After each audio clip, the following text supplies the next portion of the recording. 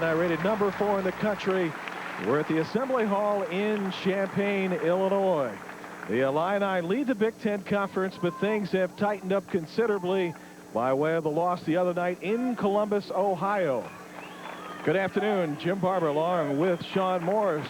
The headlines were supposed to read the clinch today, but it didn't happen because Ohio State won the other night. So Illinois still in good position, and Frank Williams has helped get them in that position. You're absolutely right, Jim. Frank Williams coming off a Big Ten Player of the Week award-winning honor as you take a look at his stats through the week of February 19th, but really played well at Ohio State with 22 points and 5 assists. You'll take a look at it right here. He played under much more control his second year in the Illinois program than he did, taking better shots, not as nearly as many ill-advised shots as he did earlier in his career. He's playing extremely well, particularly getting his teammates involved, playing much more under control. He is a leading Big Ten MVP candidate as we head down the stretch here. All right, Sean, let's take a look at the Dodge keys to the game. We begin with the Hawks. Well, for Iowa, they have to defend the dribble. Purdue was able to break them down off the bounce and look for Frank Williams to try to do the same here this afternoon. And then they're going to have to handle pressure. Illinois, I really expect them to turn up the defensive heat here on Senior Day in Champaign. Then for Illinois, they have to get cooking early. That means Brian Cook. He's been kind of an enigma. He provides a lot of matchup problems. They need to get him going early, and then going inside at Reggie Evans, using their depth. Just moments ago, this man was honored on Senior Day. He is Serge McLean. An emotional day for McLean and Griffin and the others. It's Illinois, Iowa next. Everything would be different. Citgo. At Citgo, we enjoy basketball as much as you do. Citgo, we know you. 7-Up and your local 7-Up bottler. Make 7-Up yours. Cooper Tires. A lot of mileage for the money. Cooper Tires. Drive on. Comfort Inn. It's more than a room. It's comfort. CSFB Direct. Invest online with CSFB Direct. And by Prowl Herbicide. The verdict is in. Commit the ultimate justifiable herbicide. Senior Day, Assembly Hall, Champaign, Illinois. The Illini say goodbye to 4 seniors, including Marcus Griffin moments ago with his parents. Boy, that just must feel chilling at times to the people that are coming out. Well, you take a look at Marcus Griffin, and then that was just a wonderful shot of Sergio McLean, because there are so many things that go through a young man's mind on this is his last regular season home game. It's really, not to be overly dramatic, but it is a passage. It's a passage in a young man's life, because so much has gone into getting up to this point in time in one's career, the travel, the preparation, the friendships that are developed over a course of time, because outside of their family, it's going to be very difficult for someone to be involved with anyone more closely than they are with their teammates. Well said, Sean. Let's take a look at the CSFB Direct starting lineups. We begin with the Iowa Hawkeyes. Reggie Evans coming off another super game in rebounding and also got to the free throw line 22 times. And note the freshmen, 3 of them out there today for the Hawks again. And Brody Boyd playing well as of late, double figures in his last 3 starts. Might be tougher to get the shot off today against a good defensive Illinois team. Speaking of shooting, Corey Bradford had 88 games in a row with a made 3, and then the last 3 he hasn't had one at all. I really look for them to try to get him off a little bit early. Look for him trying to come off some screens and try to get on track, try to stretch this Iowa defense, and then really pound it down low, as we talked about, trying to go at Evans and using that depth that Illinois enjoys along the front line. Obviously, Illinois is at full strength. Iowa is not. They'll be without Hogan and Record today, 2 very key instruments in their success as Bill Self gets his team running. And when will that man come back? Maybe the NCAA tournament, maybe the Big Ten tournament. Nobody's quite sure at this point because of the broken kneecap. When you take a look at what he has meant to this squad, not only the scoring, but the field goal percentage, a very interesting one, not only because of what he brought from his ability to produce, but he also drew so much attention that his teammates got cleaner looks. You see that their field goal percentage has dropped off in his absence as well. So Recker's gone for a while. That means Iowa had to go a little deep to bring somebody back to the flow. How about Kyle Galloway? Where was he for a while this year? Well, 3 weeks ago, he was probably sitting in his dorm room watching games on TV. But, you know, now he's back in there and probably getting more into game shape, Jim, and getting his legs under him. We've known his ability to shoot the basketball. He's been able to come in and give them 12 or 13 minutes and stretch the defense. He's probably rounding into game shape as the season winds down. Steve Alford's team, a big win the other night. Kyle Galloway, a big performance in that overtime victory against the Boilermakers in a game set up a long time before the season started, but the fact that both Purdue and Iowa desperate in need of a win, it came out Iowa in OT. So the Hawks, a tough afternoon today against Illinois. Remember, they beat the Illini by 16 about a month ago. And this season series has been pretty tight. That game back in January 11th, Illinois got crushed on the boards by Iowa. Absolutely. 47-27 advantage for the Iowa Hawkeyes at home, and Carver Hawkeye against a much larger and more experienced front line that Illinois put out there on the floor. It was a game of nip and tuck for a long period of time, but then Iowa went on a run and closed that game out. Don't think that Illinois has forgotten that by any stretch of the imagination. Plus, they're coming off a very difficult loss. Are the Illini at Ohio State on Wednesday, a game which they actually played pretty well. Ohio State just played an outstanding game and defended the home court as most teams have done throughout this Big Ten season. Yes, I heard the word payback, not from that man, but from a lot of the players during practice yesterday. And this rivalry is difficult enough in terms of emotion. The two schools haven't liked each other for a long time because of recruiting battles. And the fact that they are border states, schools that winning this game is pretty important. For Steve Alford, first victory over Illinois came about a month ago in a game we just highlighted moments ago. He knows it's going to be tough today, and in fact, he told his team going up against Illinois, there's no pressure on us. We're not expected to win. Go out and have some fun. I think the biggest concern, if you're Iowa coming into this game, Jim, is going to be on the defensive end of the floor, because Wednesday night at home against Purdue, the Boilermakers were able to get into the paint off the dribble. Look for Frankie Williams to really try to exploit them in that way this afternoon. Those numbers of 118 points in each of the two games, it seems like that was done 30, 40 years ago. We don't have those type of scores anymore in this league. Iowa is set and dialed in. Hawkeyes with 18 wins. If they're not already in the NCAA tournament, they're right on the verge of it. And a big win the other night against Purdue to stop the bleeding for the moment. For Illinois, question is, will they get a top seed in the NCAA tournament? I think a lot of it's going to depend on how they close out the season, how well they play in the Big Ten tournament, but you really have to like their chances because they have outstanding guard play in Williams. If Bradford rounds back into form, that'll give them another dimension that, quite frankly, they haven't had for a good part of the year. And then that depth along the front line can really wear people down. You know, when you've got a guy like Archibald that can come in, give you 15 minutes and about 4 rebounds per outing, that's pretty good productivity off the bench. Krupalia, Cook, as you see right there, and Griffin, they can wear teams down. And Cook needs to stay out of foul problems. Same thing for Marcus Griffin. There have been times this year when Illinois' front line has got deep into foul trouble early, and that has minimized the amount of playing time they've had in those big games.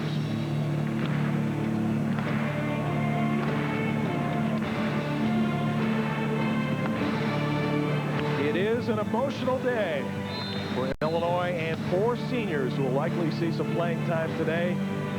They're set to go, so are the young Iowa Hawkeyes with 3 freshmen in the starting lineup.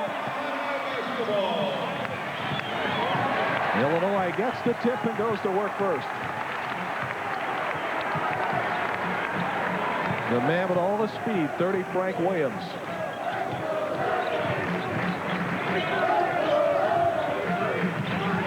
Looking inside early. Good pass to Marcus Griffin. Nicely done. Nice job by Sergio McLean. Had a triple-double earlier this year. One of those triple-doubles was obviously on the assist category. You saw it right there, the ability to draw the defense. Nice lead for his longtime teammate, Marcus Griffin. Bill Self was asked earlier in the week, what do you say to the seniors today? Well, to Marcus, I say, let's make those easy ones. Good defense by the Illini, and they come back in a foul called on Dean Oliver. Boy, this place is energized early. And boy, Griffin off to a nice start. He scores the first basket. You take a look right here, the interior feed to McLean. Evans, Reiner rotates over, which leaves Griffin wide open. He finishes. Then on the defensive end of the floor, he blocked 2 shots in succession, which led to that transition opportunity for the Illini. And you knew they'd be cranked up today. And we certainly have seen some of that emotion early. McLean has a look at a 3. It is 5-0 Illinois.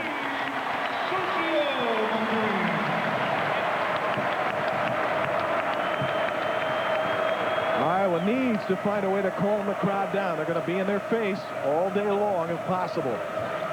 This is Oliver for 3. Got it. Dean Oliver had such a rough game last year at Assembly Hall. Made only 1 field goal. That should get him going early. Nice movement without the ball by Oliver. Came off a nice little baseline screen from Reiner. Double team against Marcus Griffin, and it rolls out. Reggie Evans with a rebound. Who else for Iowa? Oliver, nice pass to Evans. Strong to the basket, he dunked it. And after a 5-0 start by Illinois, we're tied. Well, a nice job by Oliver coming under control at the foul line and then rewarding Evans for running the floor. Nice job of running the wing and the strong finish. Good start offensively, Sean, for both teams. No basket for Bradford. Ed Hightower spots the foul. Field goal will not count. Corey Bradford took 3 shots the other night against Ohio State, and all of them were in the first half. Take a look right here. He rebounds at the other end. On the defensive end, runs the floor, and then a nice delivery from Dean Oliver. Evans catches it, sends it home. He's nicknamed Joker. Nothing funny about that. Especially if you're at the rim. Yeah. He's made a living in his 2 games against the Purdue Boilermakers. And speaking of the inside game, Marcus Griffin's getting loose. Well, Reiner just lost him right there, the freshman. There was a little bit of inexperience by the big 6'11" kid from South Dakota. Just didn't put a body on Griffin. He made him pay. Reiner crashes the boards, and the ball is out of bounds. Another look at Illinois, and their interior passing very strong so far. We talked about the importance of going inside, and we see it early and often by the Illini. Nice job by Griffin of stepping in. Reiner doesn't eliminate the flash cut, able to get to the rim and finish. Moments ago, Sergio McClain picks up his first foul of the game. It is 7-5 in favor of Illinois. And out of bounds to the Illini.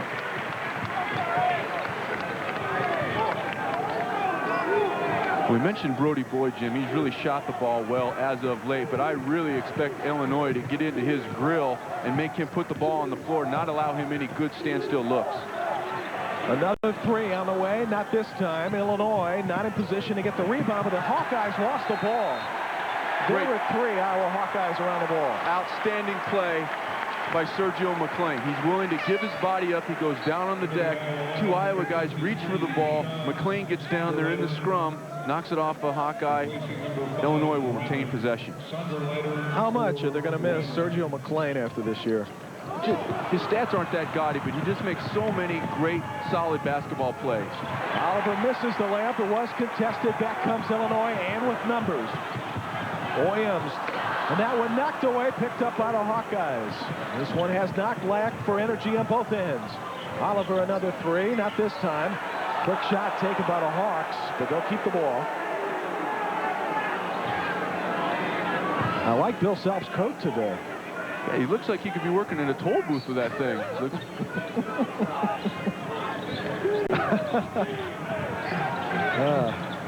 He could sit in the Orange Crush section today, and we're wearing that in honor, obviously, of the seniors and Illinois' colors.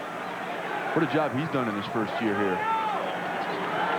A lot of expectations of this squad coming in, and boy, they fulfilled, if not all of them, most of them. He's got a wonderful manner with his team. He gets in the face of his players when needed, but other than that, very supportive. And in fact, even with a tough loss the other night against Ohio State in Columbus, still felt his team played a great game, just didn't close it. Well, absolutely. And Ken Johnson really played well for the Buckeyes. Every shot he took was contested. He just made tough shots. His front line did a nice job. I was at the game. This is a great atmosphere in Ohio State protecting its home court very well this year against rated teams. Good defense by Bradford. And Bradford strong to the basket. Well, Bradford just stripped Boyd on the far end, then gets out on the breakout, able to convert. Dean Oliver very active in this game so far. That's a good sign for the Hawkeyes. Illinois surrounded him last year in a game at Assembly Hall and wasn't able to do much at all. Marcus Griffin, number 52, picks up the foul. The foul is on Marcus Griffin. First foul on Griffin. So Griffin has 1, McClain has 1, Cook has 1. We've only played 3 minutes and 50 seconds. Brody Boyd, his coach said, the shot faking will do him well, especially against a team like this. Said he's got to stay away from jumping in the air. He's only 5'6", according to Coach Alford. And there is a pretty 3 by Brody Boyd, who's a little taller than 5'6", 5'11", standing tall on that play. And that's why, if you're Illinois, you have to find him and jam him, make him put the ball on the floor. He's a deadly standstill jump shooter. On the turnaround, Brian Cook with a basket, his first field goal of the game, 11-8 Illinois. And if you're Illinois, that's a good sign because sometimes Cook tends to float too much out to the perimeter. Get him down low, get him established. Illini back on offense, and Bradford hands to McLean. McLean already has a made three to his credit. Bradford for three, and that breaks the drought. 3 games in a row without a three. Bradford says enough of that. And what cleared that play up for Bradford was a nice little dive cut. They didn't have good spacing. Cook goes from the elbow, cleans out the defender, which allowed Bradford to fade to the corner. And they worked yesterday in Illinois' practice on spacing and screening to get Corey Bradford some looks. Nice roll in there. Sonderleiter getting a chance to play. He's also had a start to his credit. Very young Iowa team. Nice job by the freshman coming under control in the lane. Well, right now, Iowa not finding an answer to Illinois' inside game. This game has got up-tempo written all over it as Boyd misses the three. Nobody blocked out, and Iowa had a chance at a rebound. Picked up again, and Worley is fouled. A foul on Illinois. Steve Alford with a look. A lot of offense in this game so far, partner. Well, good hustle play by Evans. He's not able to come up with the initial tip, but stayed with the play. Sonderleiter also very big because he didn't give up on it. The ball just jars loose. Evans there. Actually, it's Worley who's going to go to the line. Another good-looking freshman, as you mentioned, Jim. A very young Iowa squad in more cases than not. Oliver, obviously, a mainstay as a senior, but you take a look at who they have out there right now. Sonderleiter, a freshman. Worley's a freshman.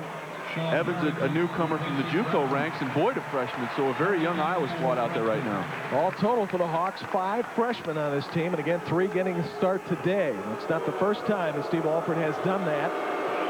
So far, pretty effective start as Worley gets both free throws, and Iowa hangs tough in the first 5.5 minutes. Well, we have not lacked for entertainment.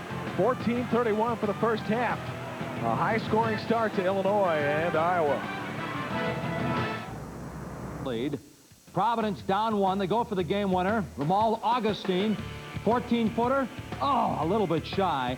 BC holds on to win it, so Boston College has their 20th. They're now 20-4. Let's go back to Jim and Sean in Champaign. Thanks, Mike. Couple of great finishes in college basketball today. That one and the one between Duke and Wake Forest. Well, Wake Forest, what a tough way to lose. Duhan with the runner at the buzzer. You take a look at the field goal percentage. We talked about the importance, Jim, of Illinois going inside. They've done that early and often. It's reflected in 78% shooting. We'll see if Iowa can have a defensive answer to that as they start with a zone after the timeout. Griffin goes inside, and Iowa comes back with the ball. Kyle Galloway for 3. And Iowa's getting some offensive rebounds so far.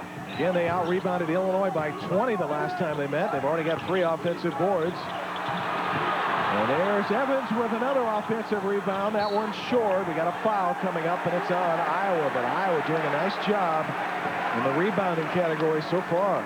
And when you think of rebounding, obviously you usually think of Evans, but on that possession, Sonderleiter, the freshman, did a nice job of tracking down the initial miss by Galloway in the corner. Duez Henderson also very active, even though they don't come away with a basket. An encouraging sequence right there for the Iowa Hawkeyes. And I believe that's what Bill Self is talking about right now, not getting position, not getting to the loose balls. 3 chances for Iowa in that last possession. 16 for Illinois, 12 for Iowa. Blazing start for the Illini. They've been going nice outside. Ooh, but couldn't finish. What a great pass from Frank Williams. Griffin just not able to send it in.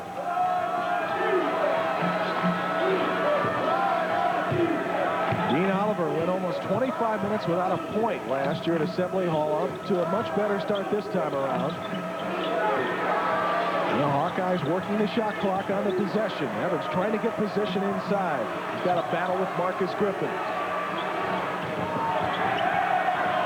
Galloway comes up with it and scores. And the Hawkeyes are getting to the basket.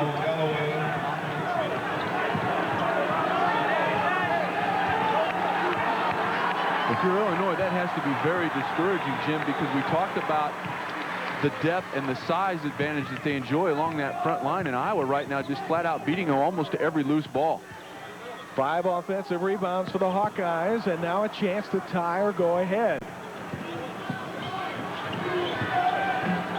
Oliver with a pitch inside, ball stolen away, and it's a foot race, and Harrington's going to win it.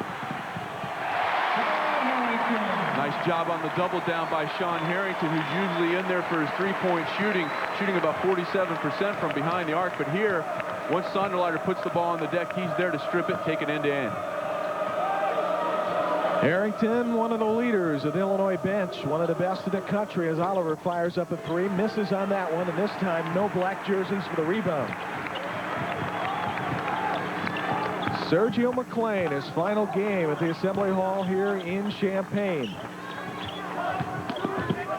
Harrington, super pass inside. How about Sean Harrington attacking the basket? Nice job by Harrington off the bench, and we talked about the difficulty, Jim, that Iowa has had defending dribble penetration. So far, they haven't been able to shut that down. Frank Williams has done it a couple times. Here, Harrington breaks him down off the bounce. And Iowa better be careful with its passes. Illinois, a very good defensive team, very quick. Now they double on Evans. Means somebody is loose if they can find him. And they couldn't. Good active hands once again by Harrington, stepping into the passing lane. Illinois starting to turn up the defensive pressure.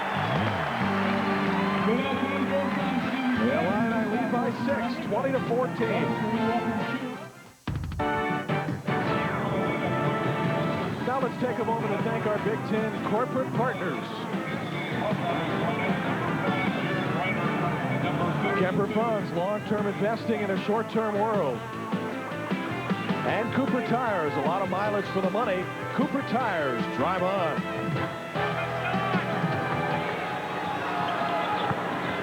After the timeout missed by Dean Oliver, Illinois on a bit of a mini run, looking down to Archibald's out of bounds, back to Iowa. A look at the stars of the Illini on the bench after the emotional pre-game activities, particularly emotional for the man on the left, Sergio McLean. And Illinois able to go to their bench. Krupali in there at about 6'9", and Archibald in there as well. So they're throwing fresh bodies at that Iowa front line. Well, you had a senior day at Northwestern. What was that like for you? Well, it's not on film because they didn't have film at that time. There's an artist rendering somewhere. Late 50s, early 60s, I think it was. While coming up on the Iowa Hawkeyes. So many young players on this team. There's one of them, Jared Reiner, on a trip South Dakota. His first on this team with blocks. Galloway goes out for Iowa.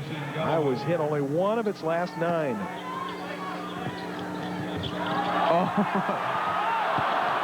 Rupalia, offensive rebound. Illinois hasn't had many of those, but now the lead has been bumped back up to 8. The Iowa defender, Jim, on the out-of-bounds situation, turned his back. Bradford threw it in off him. It's a live ball, not able to convert. But once again, offensive rebounding there to save the day for Illinois. I haven't seen that play work very much, but it is pretty effective when it is utilized. Take a look at it right here. The freshman Reiner with his back.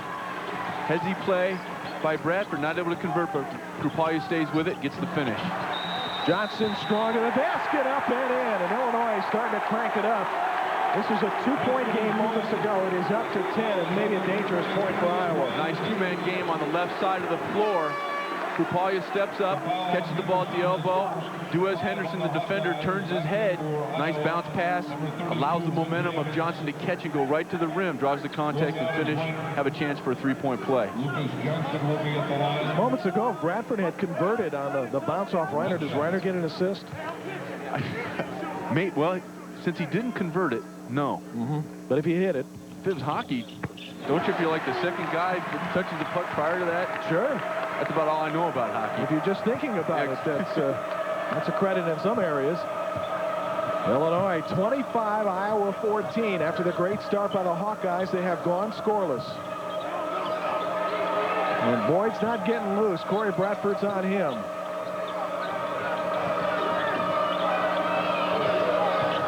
Great job by nobody able to get loose. Under 10 seconds to work with. Good defense by Illinois.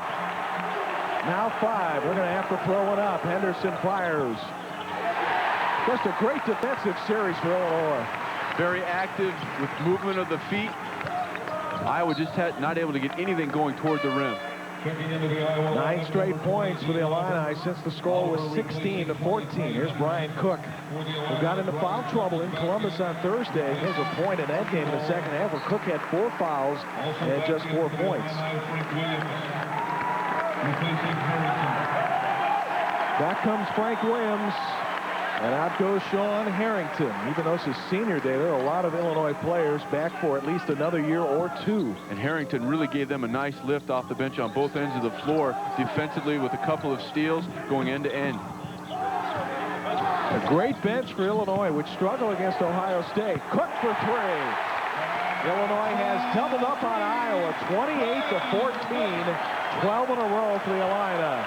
And dribble penetration allowed Cook to fade out to the three-point arc and knock it down. But I think more importantly, he got established downside early, which allowed him to step out and shoot that ball with more confidence. Trouble for Steve Alford and the Hawks, who find themselves down by 14 in the first half. These people get more fired up about today. They've got to get some enthusiasm. Well, we talked about the importance of dribble penetration, and here you see a great example of it. Lucas Johnson able to turn the corner, which allowed Brian Cook to step out, knock down that 3. When you're thinking of dribble penetration, you usually would think of a point guard doing that, either a Williams or a Bradford, but Johnson able to put the ball on the floor, turn the corner on the defender, allowed the clean look. Illinois with 3 made threes most recently, and that's contributed to this 14-point lead. And I would think this is a big moment for the Hawkeyes in order to find their way back into the game. We mentioned earlier Duke's big win over Wake Forest. And Florida knocking off Bama in the SEC. But here it is all Illinois right now. 16-14 moments ago, now 31-14. And Bradford shot that one, stepping out with a great deal of confidence. Something during that 3-game drought that it looked like he was almost aiming the ball, Jim, rather than catching it with that nice stroke. And the other thing Bill Self talked about yesterday, look, guys, we got to get this guy some looks. We're not screening. We're not spacing right. We got to find him some territory to shoot the ball. Evans tries to stop the bleeding and misses. Rebound Cook. And here comes Illinois again. In this building, they had a 20-0 run against Northwestern. They're very capable of blowing you out early. Williams. Frank Williams adds to the 33-14 margin. Illinois by 19.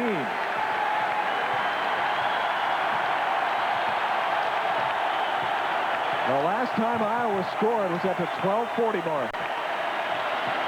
And as crisp as Illinois has been on the offensive end of the floor, defensively is really where they've made a difference in this ball game. They had about 3 or 4 possessions, Jim, where they were kind of lax. And since that period of time, they have really shut Iowa down. Their offense has been almost exclusively on the perimeter, nothing going toward the basket. Almost looks at times that Iowa is reluctant to go inside, and finally, Dean Oliver finds an answer. They met a month ago, and Iowa had a great run in the second half to win by 16. But as home court has dictated this year, not the story today. You've been around this league a long time. Have you ever seen a year where the home teams have dominated like this? Well, it's usually been a tough place to win on the road, but this year has just been, I think, taking it to another level. And you have a lot of young players in the league, and you take a look at one of them right here in Worley, who just gets the corner turned on him by Lucas Johnson, has to give the foul. But when you're a young squad, then you have to go on the road, and I think there's a period of adjustment. It's one thing to observe the league, Jim. It's another thing to actually be in it and understand the intensity level and the type of crowd fever you're going to have to run into when you go on the road. With Sean Morris, I'm Jim Barber. Welcome to Champaign, Illinois. If you're just joining us for the first time, this is senior day, and right now the seniors of Illinois are enjoying what they're participating in. Illinois doubling up on Iowa, 34-17. Tell you what, for 16,000 plus, this place gets quiet as a church when someone shoots a free throw. Must be a memo that's been passed out to everybody. 7 minutes remaining in the first half. 4 for the first half here at Assembly Hall. Illinois has played the best all season long, and done pretty well. Well, they really have, and you have to believe, Jim, that playing that kind of quality schedule prepares you for the rigors of the Big Ten. You know, you take a look at that Arizona game, Sean Harrington really shot the ball well. They were down 15 late. They almost came back all the way.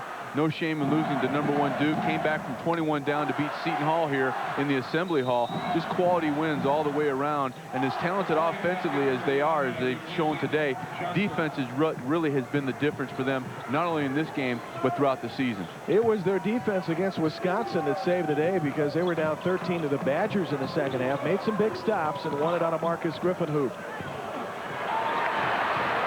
Iowa comes up empty there, and Illinois back on the attack. Less than 48 hours ago, Illinois lost a tough one to Ohio State. Had a chance to tie or win at the end, but young people typically are resilient, and we're seeing that today. In fact, you didn't see very many people down yesterday at the practice the Illini held. They're ready to go.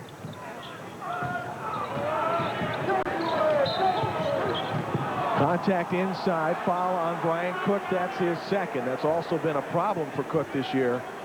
Not only has he been disqualified from 4 games this season, but 11 other times he's had 4 fouls. And if Illinois is going to get deep in the tournament, that's got to change. So with his second foul, Brian Cook is out. Robert Archibald is in. This is a bench, speaking of Illinois, that outscored Indiana 30-6. Turnover by Oliver Bradford. Back the other way. Iowa could not do that this afternoon. No, they have to value every possession. The poor pass on the ball reversal, the loose ball. Bradford beats everybody to it, able to go down and finish with the layup. Galloway looks inside. Worley tries to get to it, but McClain playing good defense. Sets Illinois back up again on offense. And Bradford misses, and we got 4 bodies down. And let's hope everybody's okay. That's Bradford and Archibald. And another look. Well, on the ball reversal, little shot fake by Bradford. He's able to turn the corner on Galloway. Then just a loose ball. Okay, he hits the deck pretty hard. Then inadvertently, right there, coming in on top of him, Sonderleiter falls on him. All accidental. This guy's going after the ball, but that's not the best place to be when you're laying down on the ground and a guy 6'11" and another guy 6'10" are getting ready to fall on you. Sonderleiter's 225 pounds. Imagine when he gets beefed up. Orange crush section. Happy to see that everybody appears to be okay. Rod Cardinal, longtime trainer for the Illini out there, and now he welcomes back Corey Bradford, who will take a blow for a moment. Iowa just 2 of its last 15, but that's got a lot to do with Illinois' great defense. They've really shut them down, and not only on the ball defense, but also away from the ball, really denying passing angles, and Iowa has not been able to get anything going to the rim. Everything has been out on the perimeter, and Illinois' defense has been so solid, Jim, that they've pushed them out 2 or 3 feet behind the arc. Hawkeyes started this game with 12 points in the first 4 minutes. McClain now has 2. Don't think foul problems will matter today, but this has been at times an Achilles heel for Illinois.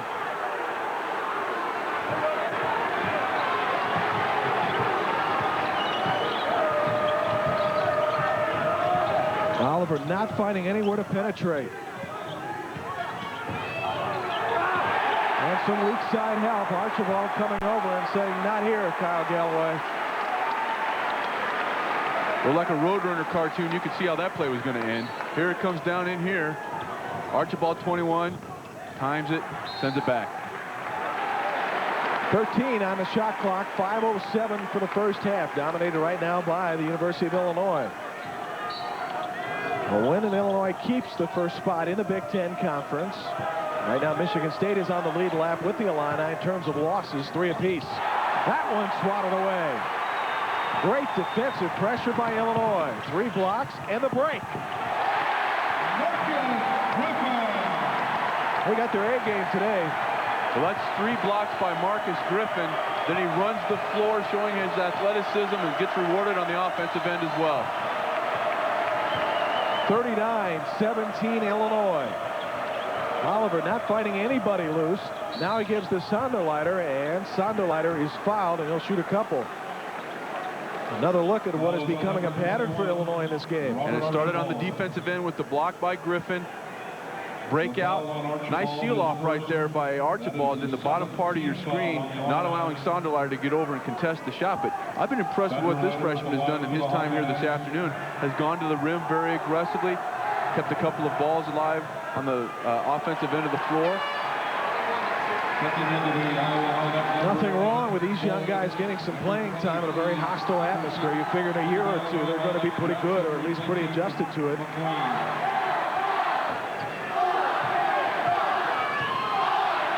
Sonderleiter's a 64% shooter from the line, but he missed both of those. And somehow Reggie Evans got the rebound and knocked it off Illinois. Number 5, Jared Reiner, will replace Sean Sonderleiter. So Iowa keeps control of basketball. Bill Self said, wait a minute, that's not the right call. Now they're cleaning up a little stuff with Evans and Archibald. Couple of little love taps there. Reggie Evans is something inside. He got to the free throw line against Purdue 22 times. Good dish inside to Reiner, who lays it in, and finally an Iowa basket after a long period of time. And one of the few chances they've had to score going to the rim, Jim. Nice recognition of the double team by Evans. Iowa had gone 7 minutes without a basket. And that is the reason they find themselves down by 20. This run started at about the 12-minute mark. Illinois has outscored Iowa 21-4 in that run. Reiner is second, 7 on the Hawkeyes. Bradford back in, replacing. Shot goes up. Loose ball situation. Body's flying around. Once again, once that ball goes up, you have to find somebody to put a body on him. Reggie Evans gets his body on that rebound. He's collecting some numbers today, but his team is down by 20.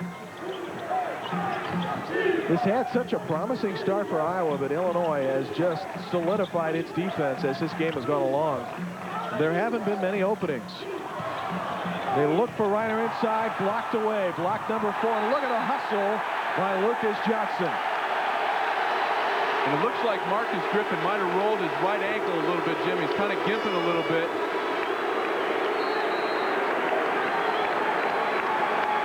Griffin hustles off, or limps off. Lucas Johnson with the hustle. And it's all Illinois at 3:52. Today's game is brought to you by Reebok. Experience the fit of the Reebok pump only at Foot Locker. Are you pumped? This crowd of almost 17,000 has been pumped from the moment that the seniors came onto the floor, and after an electrifying start on the part of both teams, Illinois turning up a notch on defense, it's gotten even crazier. As Luke Recker looks on in disappointment, Iowa's look at first half and second half scoring better in the second half, but the way things are going today, the second half may not matter. And I was trying to show Illinois a little bit different look, a little bit three-quarter trap. Good skip to Sean Harrington. That one went in and out. Lucas Johnson fights for the rebound. A foul coming up on the Hawks. And back to the free throw line for Illinois.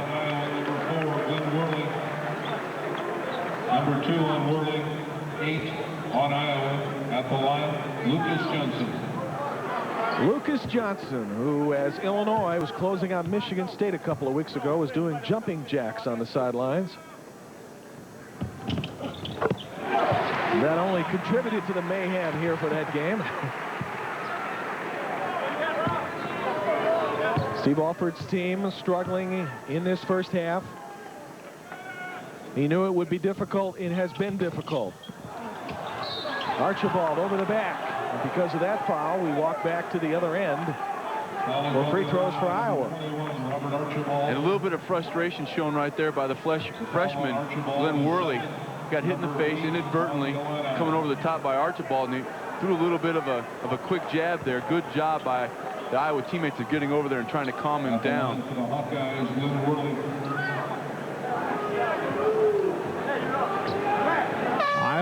with 3 starters at the University of Michigan, so this has not been an unusual starting lineup we saw moments ago. And Worley getting the start today. Played his high school basketball at West High School in Iowa City. Folks who follow the Hawks know that. I agree with you. He's a good-looking freshman. Well, he's shown the ability to do a variety of things on the offensive end of the floor. He can shoot the ball, put the ball on the floor a little bit, and get to the rim and finish. He's only going to get better with experience and learning how to play and compete at this level where you're playing against people that match up with you athletically night in and night out, something that a player of his caliber didn't see consistently on the high school level. Many times a practice for a college team is much tougher than any high school game they've been through.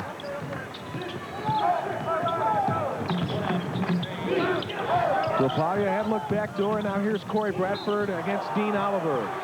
And a foul coming up on Oliver. And for Oliver, that's number 2 on him.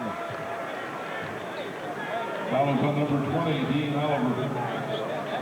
Once again, dribble penetration pays dividends for Illinois. Tough call right there if you're Iowa, because it's a tough one for Dean Oliver to get his second foul. He really makes this squad go, because he takes care of the basketball so extremely well, Jim. Comes in leading the conference, almost a 3-to-1 assist-to-turnover ratio. Does an outstanding job of running a very young squad, making the proper decisions, getting guys the ball in a place, in a position where they can do something positive with it. They say 2-to-1 is not bad turnovers and assists, or assists to turnovers. 3-to-1 is excellent. Indiana, how impressive was that today? Beating Wisconsin's tough enough, but winning by 30. And to score 85 points or whatever it was they did against Wisconsin, a squad that gives up points very, very reluctantly. I don't care if it's at home or wherever you're playing. That is quite a feat in and of itself. Kirk Hastings got Indiana started well today, and then Tom Coverdale, who did not miss a 3 in 6 attempts, helped finish them off. The rest of the country, Oklahoma going out of conference today against Gary Williams and Maryland winning 68-60. The ACC has a wonderful league this year as well.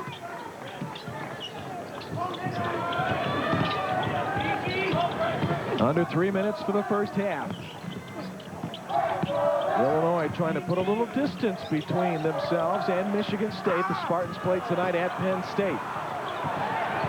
Galloway had the ball. Galloway lost it. Foul coming up on Illinois.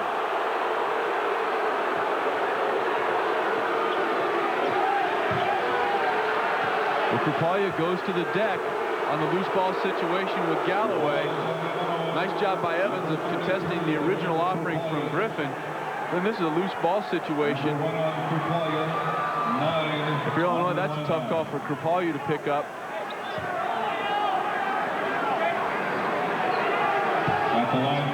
You certainly can't fault the effort. No. Haven't seen any of that lacking today. And you don't expect that to be lacking with Iowa and Illinois play. These current players don't have any history against each other, at least any bad blood. But still, when Bill Self got the job, first question was asked by a number of fans is, you've got to beat Iowa. You're going to do that, are you?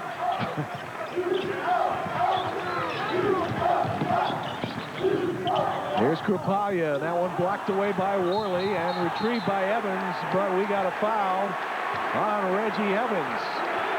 And he disagrees with Ed Hightower. Right here, the dribble penetration by Johnson. Good job defensively, good help by Worley. First foul on Evans.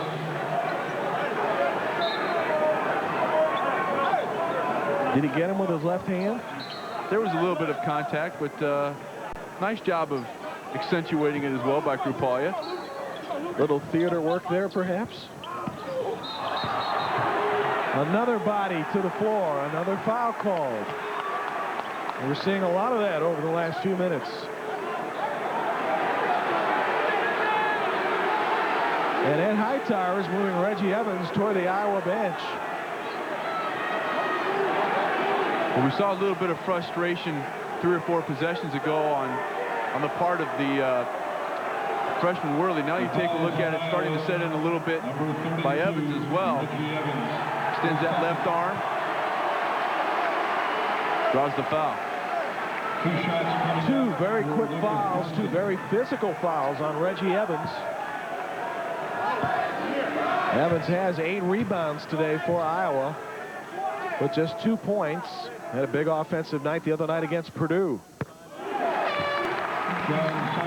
the last time these two teams met, Evans had 15 rebounds, but only 4 points. All those coming from the foul line. Only no field goals, 0 of 4 from the floor the last time these two teams met back in Iowa City. I would assume a pretty good move to settle Evans down for the moment. He's becoming a marked man out there, and that's not good for Iowa. Hawkeyes have enough problems of their own, trailing by 23.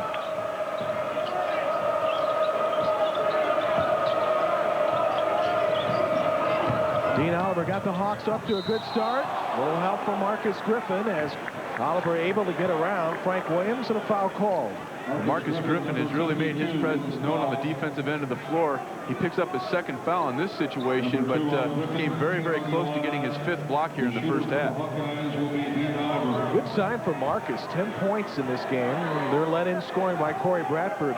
But Bill Self wants to see Marcus Griffin scoring up. They're going to need him in the stretch run of this season, the Big Ten tournament, and most importantly of all, the NCAA tournament.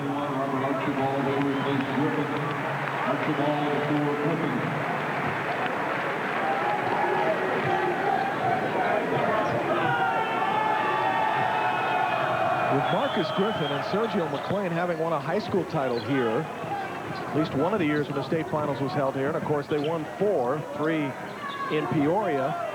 Must feel like McClain and Marcus have been here for about 20 seasons. Well, to win 4 consecutive championships at any level is impressive. And they have a chance to end this season with a Big Ten Conference championship and perhaps something even more special. I'll go back to something you pointed out earlier. They play the best all season long. So I would have to think that they've got to be considered a contender for the national title. Boyd, nice shot fake and fires it 2, but he missed it. A rebound to Amir Kupalia. And that one picked up by Kyle Galloway. We're deep into the first half. Illinois up 45-22. Oliver deserves something better on that one. That thing did everything but go down in the cup. Oliver has 8 points, but on just 2 of 9 shooting.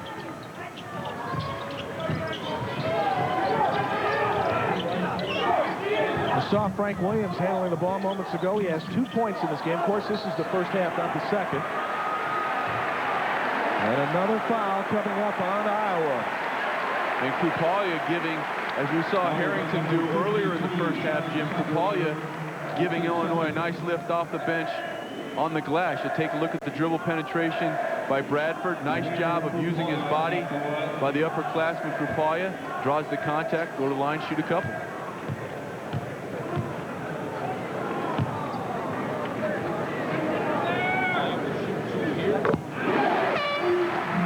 Concentration by Kupalia, and the crowd helps every attempted free throw at Illinois. Sean pointed out moments ago. Bill Self's team arrived back late Thursday night from Columbus, down but not out.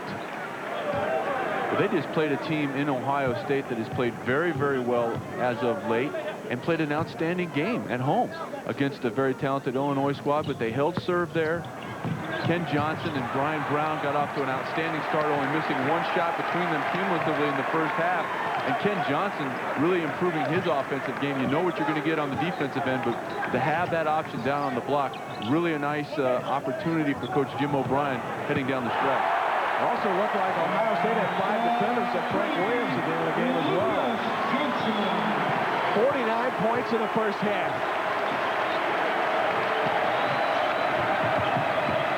And halftime's going to be a relief for the Iowa Hawkeyes. Sonderweiter against 2 players, missed it. Out of bounds, Illinois.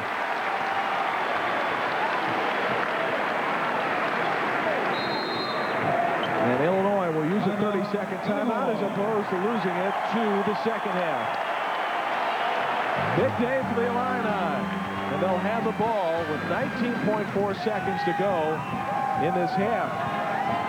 The Orange Crush arrived early here today. It's always a fun group to hang around, very enthusiastic. And today, they've had more than their special moments. Here's one of many highlights for Illinois in the first half. Courtney Scott says, okay, prove it to me, Lucas Johnson, and he certainly does. Uses the freshman's head as a gun sight and knocks down the three. Well, how deep is this bench against Indiana? Lucas Johnson was the last one you had expected to come in and contribute as well as he did, but he had a couple of threes, banked in a two, and while you're concentrating on everybody else on Illinois, this guy comes around and kills you at the end. Well, they usually make so many hustle plays, as does that young man, Krupalia, but they've gotten different lifts from different parts of their game. Harrington in the backcourt, Krupalia in the front court. But the story of this game, obviously breaking out a little bit offensively by Bradford, but something we haven't mentioned, the outstanding job defensively he's done on Boyd, not allowing him to catch the ball in any kind of shooting position. We'll join Mike Gleason at the half for scores and highlights. A 33-8 run for Illinois. Bradford tries to save. I saw that one in Horst before, but it did not go in. About the only one that hasn't gone in a while. What a great first half for the seniors at the University of Illinois. At halftime, the Illini 49, the Hawkeyes 22. Solid mark at Illinois. Gill was a two-time Big Ten, two-time All-America pick. He once went 13 for 13 from the stripe in an Illinois victory and shot over 50% from the floor in his last 2 years. Kendall Gill was the Illinois MVP in 1990. Now this word from University of Illinois. I first met Professor Hawkeyes my first day on campus as a freshman. She enrolled in the school. 49-22 over Iowa. Welcome back to the Assembly Hall. Jim Barber along with Sean Morris. This is senior day for the Illini, and no one here is disappointed so far. Well, Illinois really getting it done on the defensive end of the floor. That's really how they were able to extend this lead. And we'll take a look at some of the first half highlights, Jim. Once again, we talked about the defense. Corey Bradford, the beneficiary there on the loose ball situation. 2 of his 11. Then Marcus Griffin, there's one of his 4 blocks in the first half, really making his presence known. Then he completes the play, runs the floor, and finishes on the other end. We talked about the importance of dribble penetration. There's a prime example of it right there. Lucas Johnson able to turn the corner, hit the spotting up Brian Cook. Then Frank Williams throwing everything at the 4 freshman. Courtney Scott steps behind a little bit of a rub, knocks down the 3. Everything going right in the first half for Illinois is witnessed by those stats, Jim. All right, Sean, let's take a look at those Miller Genuine Draft first half stats. The shooting has been terrific for Illinois. Iowa just 22%, and the rebounding so much different than the last time these two teams play, where it was a +20 for the Hawkeyes. Well, Iowa had everything going their way when they held the home serve. Here, Illinois doing the job defensively. As you take a look at the leading scores, and for Illinois, you really have to be happy with the fact that Corey Bradford stepped up and knocked down 11 in the first half, but he also did an outstanding job defensively, cooling off Brody Boyd, not allowing him to get any clean looks, holding him to only 2 points in the first half. Chances of Iowa winning this game are remote or none, so what do the Hawkeyes do to at least try to establish something in the second half? Well, they still have a great deal to play for, seeding in the conference tournament first and foremost, and then going forward postseason consideration. And with a young squad, there's no such thing as a wasted possession or a wasted half. You still have to run your offense, develop and maintain good habits. And not a good start for the Hawkeyes on that opening possession. The first 17 seconds, they turn it over. A look at one of the 4 seniors being saluted today, Sergio McLean. And if you're just joining us, tears in his eyes from the moment that he came out to Assembly Hall before the half started.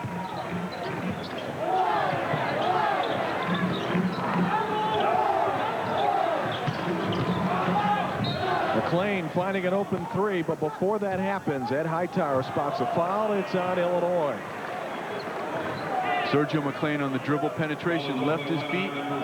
Heady play by the senior. Dean Oliver slid over, took the punch. You see it coming right here, able to turn the corner. Oliver slides over, takes the contact. Will go the other way. And let's see now if Iowa can finally get something established on offense. It's been difficult most of the afternoon because of Illinois' fine defensive pressure. Another example. Well, the senior, Marcus Griffin, just flat out took that away from the freshman Sonderleiter. And the other way down, Bill Self not happy with the fact they could not convert. What looked like to be an easy chance to score. Lucas Johnson will come in as a result. Number 22, Lucas Johnson, replacing Lucas ended the first half with that three-pointer, part of a 33-8 run for Illinois. 11 points in the first half for Johnson, 6 of 7 from the foul line, and a couple of great hustle plays, which allowed Illinois to regain possession on a loose ball situation. In the first half, Sean, 18 points for the Illinois bench. Here's Boyd trying to get loose to start the second half, and does, and he did it well. Nice job by Boyd. Really the first clean look other than that three knocked down in the far corner. Nice job. You think of him as a standstill jump shooter, but Illinois does not cut off the dribble penetration. He gets to the rim, converts. Boyd, who played his high school basketball in the state of Indiana. And a good start for him here in the second half as you look at some of the bigger Iowa Hawkeyes. Lucas Johnson's been without any hair for a while. His team continues to win, so it's had no effect. Now he penetrates and bounces to Griffin. That dribble penetration, you've been talking about it all afternoon, and Illinois has not stopped doing it. And Lucas Johnson, once again, a nice, solid basketball play, Jim. He turns the corner with a left-handed dribble, forces Iowa to react. A nice lead for Griffin. He's able to convert, draw the contact. Nice play right there. Lucas banged his hand during practice yesterday. A bit of a concern for a few minutes, but after the trainer checked him out, he was fine and back into activity. If you've got Rob Cardinal as your trainer, and you are the father of Brian Cardinal, little nicks and scrapes and bumps and bruises, that's minor. You've been exposed to every injury on the planet, I would think. There's a good look at Rod, who informed us yesterday that Brian is back, active duty with the Detroit Pistons. Good for him. Oliver, a deep three, knocks it down, and Dean Oliver has not stopped playing this afternoon. He is into double figures. The first Hawkeye to do that. Senior night for Iowa will be Thursday against Penn State, and Dean Oliver will be saying goodbye to the fans at Carver Hawkeye. What a terrific college career he has had as a member of Iowa. We'll take a look at it right here. That would have been a tough catch for Cook, and I think Illinois right now has to be concerned about the fact just they haven't been very crisp in their offensive execution as the referees bring everyone together. There's been a little extracurricular stuff away from the ball, trying to clean that up and nip it in the bud, as Barney Fife would say, before it gets too far along. I don't think Barney would want to get in the middle of that. No. The two coaches look on and get ready for the remaining 18 minutes of this game.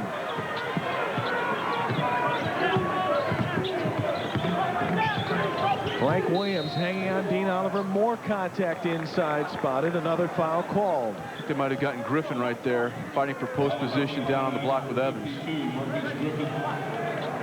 It's 3 on Marcus. 3 Illinois players have 3 fouls.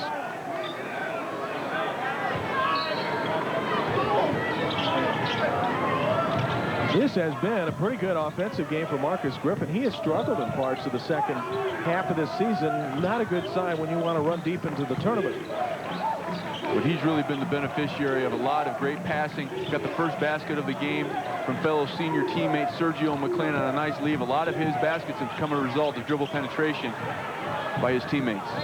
Boy, I like the defense of playing on Dean Oliver. That was a tough shot. They're really contesting everything and doing something also once the ball goes into the block that I thought Purdue was very effective with. Their double teaming Evans, making him give the ball up, and so far Iowa's just not been able to get anything going to the rim. Every shot has been contested with the exception of the dribble penetration by Boyd a couple of possessions ago. I was talking to the Iowa folks yesterday, and they said, consider this.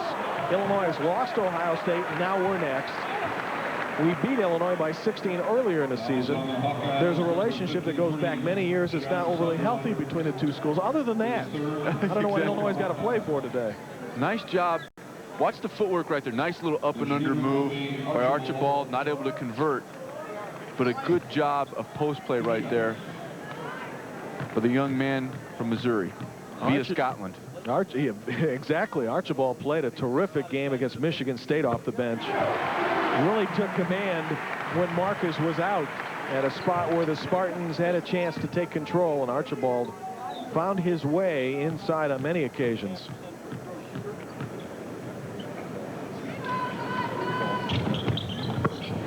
Arch with his first 2 points of the afternoon. 9 Illinois players have now scored.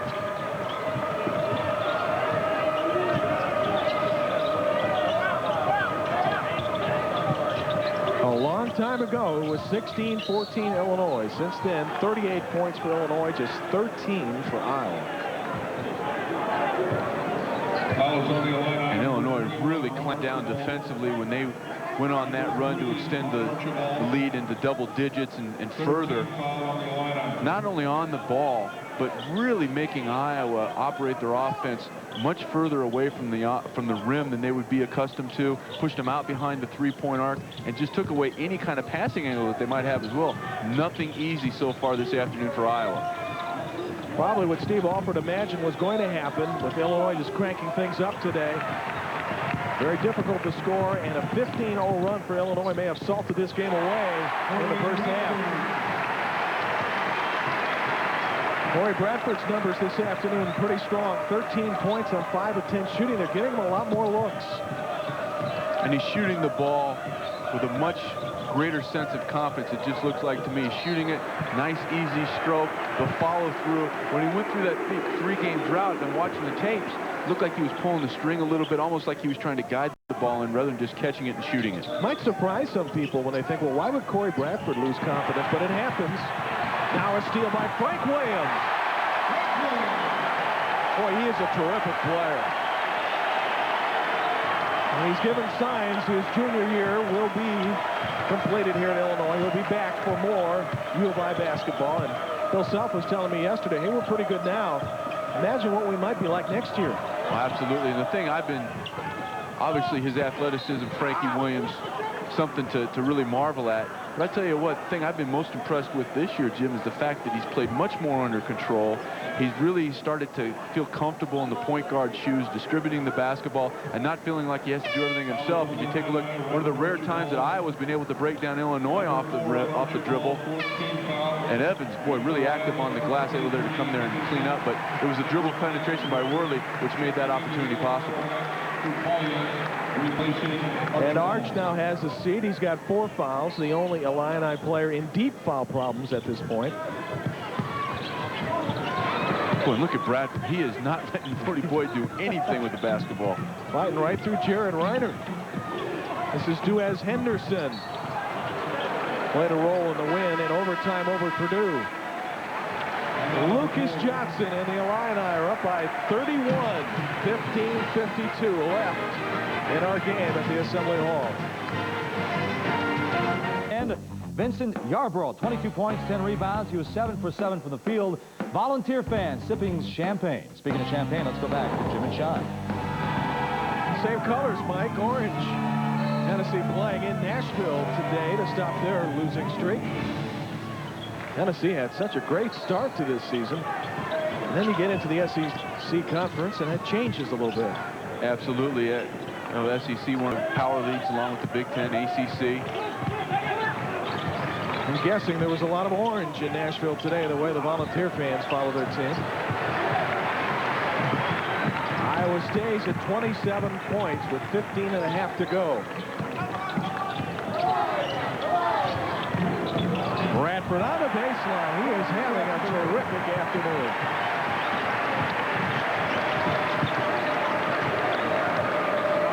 Let's see, Sean, in the first half, a 15-0 run. Now 8 straight for Illinois.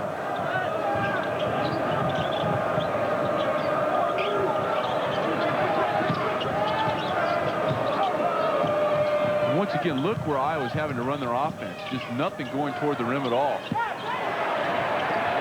Not the best of shots for Reggie Evans. 60-27 here as you take a look at the rest of the country, and Purdue getting its first win as the month of February winds down. Without Smith and Allison, a difficult month, but today some enjoyment for Purdue, not for that man who expected it would be a rough day today here in Assembly Hall. Maybe not this rough.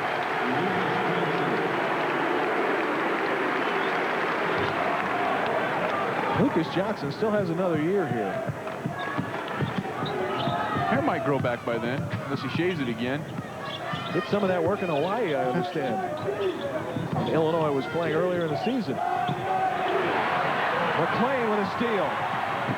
Ahead to Krapalia. A little bit too far ahead as Krapalia could not catch and score. But when you're ahead by 33, Nice defensive effort leads to this opportunity. Great job by McLean, taking away the crossover dribble opportunity by Duez Henderson. And Krupalje and Cook running right next to each other. Krupalje started thinking about the dunk. We got a very important thing, the ball. No highlight there, so we continue with the score remaining at 60-27. This day began with the salute to the 4 seniors on the Illinois basketball team, and it has just carried on from that moment. Nice job by Krupalje denying the interior feed, stepped up topside, used the inside hand, came away with the deflection. Frank Williams tries to finish it off, and there's Krupalje over the back. And in fact, set Reggie Evans down. That hasn't happened very often today. Jim, we've talked about the seniors for Illinois and what they've meant to this program and their great tradition coming out of high school. There's another link that unifies them. The assistant that recruited them, Rob Judson from Illinois, recruited them all out of Peoria Manual, a holdover from Ron Kruger's staff, and he's probably going to get a head job somewhere down the road. He's really done an outstanding job here of not only bringing in quality players, but helping in their development as well. Here's one of his recruits right here.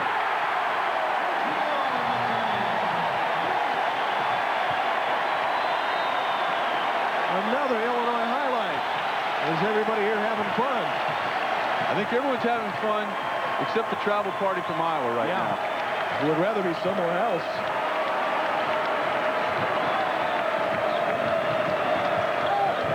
Speaking of Rob Judson, he actually hit a game-winning shot many years ago for Illinois against Iowa.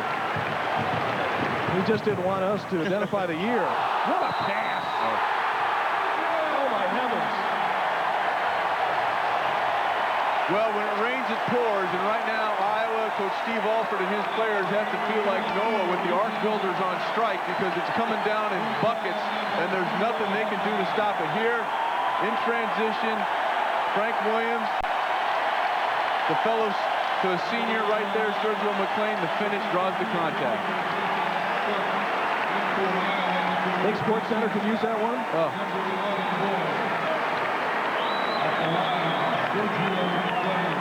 64-27, Illinois by 37.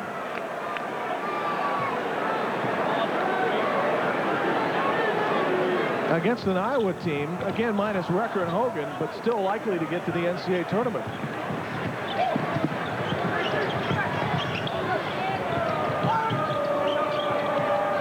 Boyd will try a 3 and knocks down a 3. Good-looking freshman out of Duggar. Absolutely, and that shows why you have to have a hand in his face. Harrington just backed up just enough to allow the freshman the clean look, something that Corey Bradford did not allow him to do much, if at all.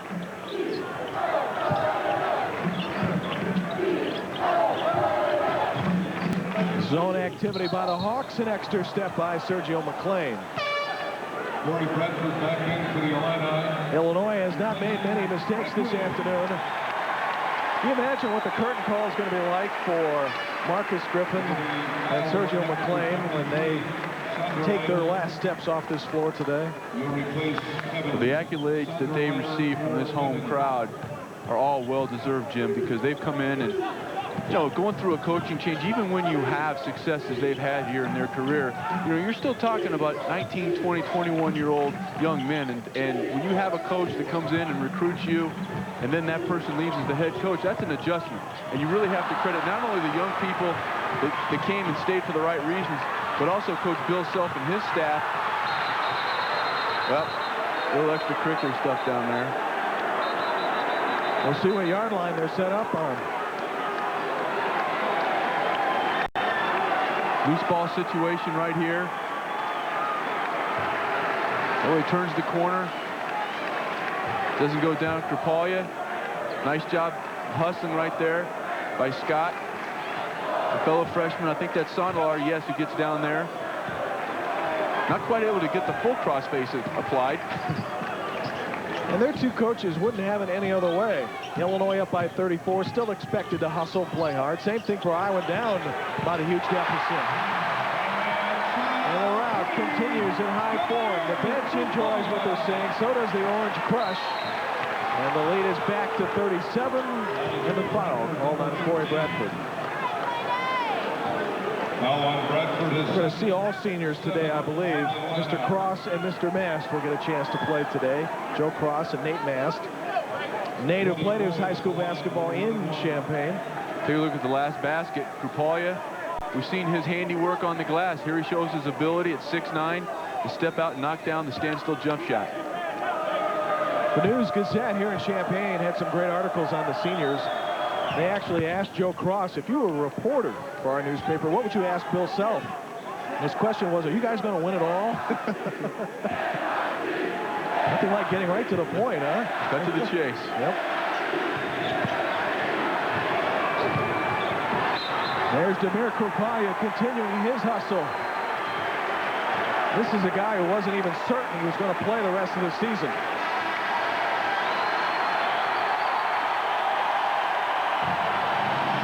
.54 for the game. It can't end quick enough for Iowa.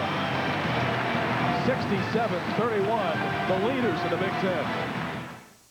31, let's take a couple looks at the BMW ultimate drive of the game, Sean.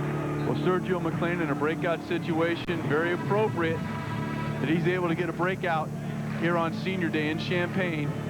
Chasing it down, measuring his steps, rising the ladder. A lot of symmetry there. A lot of orange around, orange ball, orange rim, orange crush. They say his look is kind of menacing, you know, when he doesn't smile, but guys off the court say this is one of the most sensitive guys and a very well-liked guy, and he'll end his college career here today at the Assembly Hall, at least for the home part of it. Illinois on the road against Minnesota next week. Krupalya with a step, no basket. But a foul coming up. Illinois has a week to get ready for the Gophers. In fact, 8 days. And will that game matter in terms of the Big Ten? Perhaps, depending on what happens to Michigan State the next couple of nights. Going on the road, as we've seen, I don't care who you are, it's very easy to get bit in Williams Arena, one of the more hostile environments, not only in the conference, but in the country.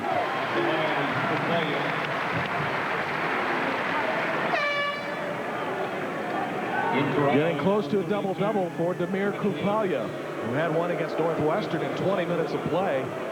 15 points and 12 boards. Reggie Evans not receiving a hero's welcome as he comes back in. It's fun to watch him play, though. Plays very hard. Goes after every rebound, but he has really struggled, as have all his Iowa teammates. Only 2 points for Evans. And just 10 made field goals today for the Hawkeyes in 43 attempts.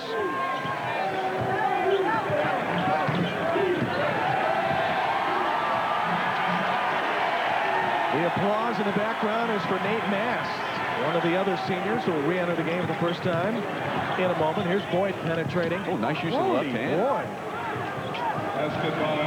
And Boyd's in double figures with 11. Nice use of the left hand by the freshman.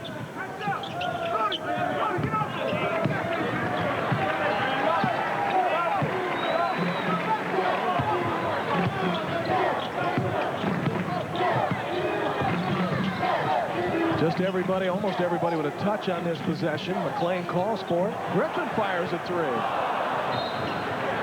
Is that in the playbook? I don't think so. That might be his first three-point attempt of the year. Foul call on Illinois, and here's Nate Mast.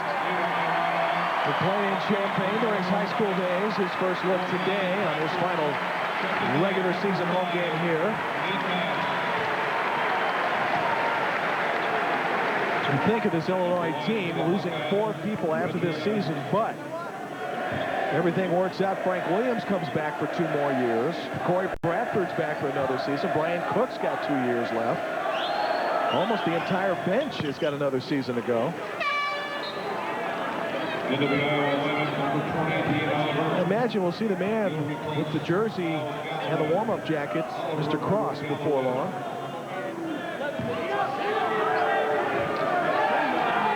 Here's a good look at Joe.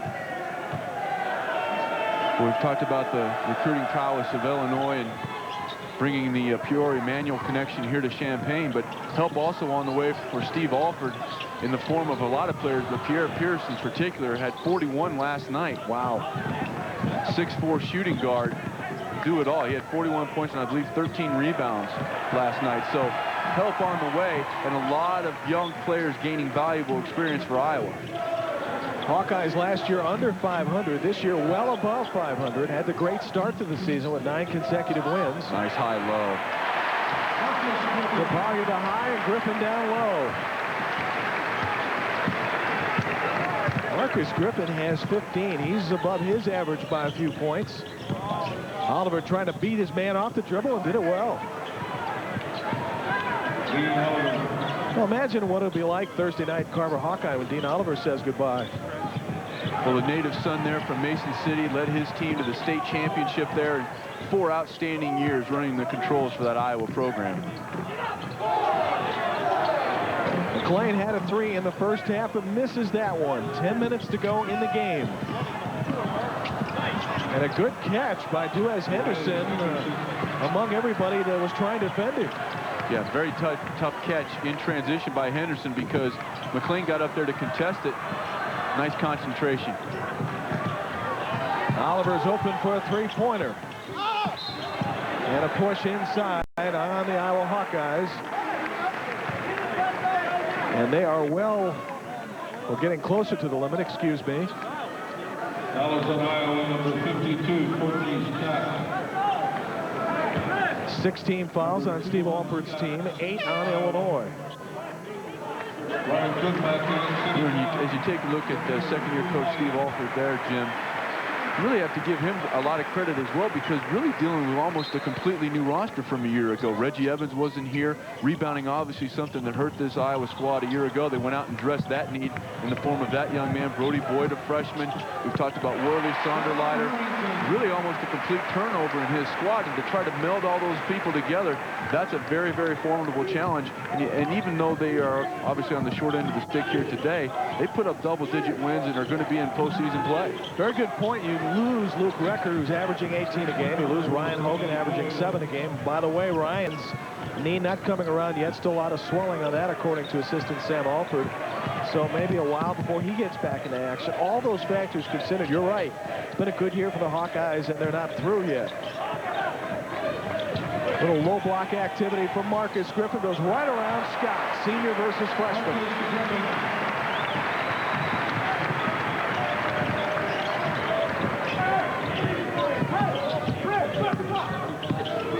Well, the two guards continue to work hard for Iowa, Oliver and Boyd. Boyd calling for the ball. Oliver instead works with a pick by Henderson. Hasn't been much open for Reggie Evans today, but he will go to the free throw line. And with a bit of a break in the action, let's look at our best play of the game. Brought to you by Advanced Auto Parts. The best part is our people. Once again, it's Illinois in transition. Watch the behind-the-back feed right here from Frank Williams to the slashing Sergio McLean, who draws the contact. Our Advanced Auto Parts play of the game. And a very good one at that. Checking into the Illinois lineup, Archibald, Johnson, and Williams. 3 more Illini check in. 2 seniors, along with Sean Harrington, check out.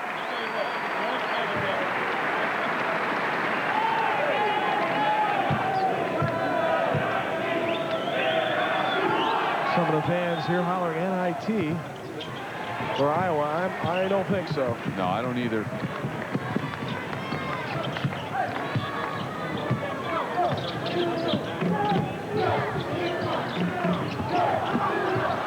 Lucas Johnson retrieves the errant pass. 8:15 for the game and the whistle.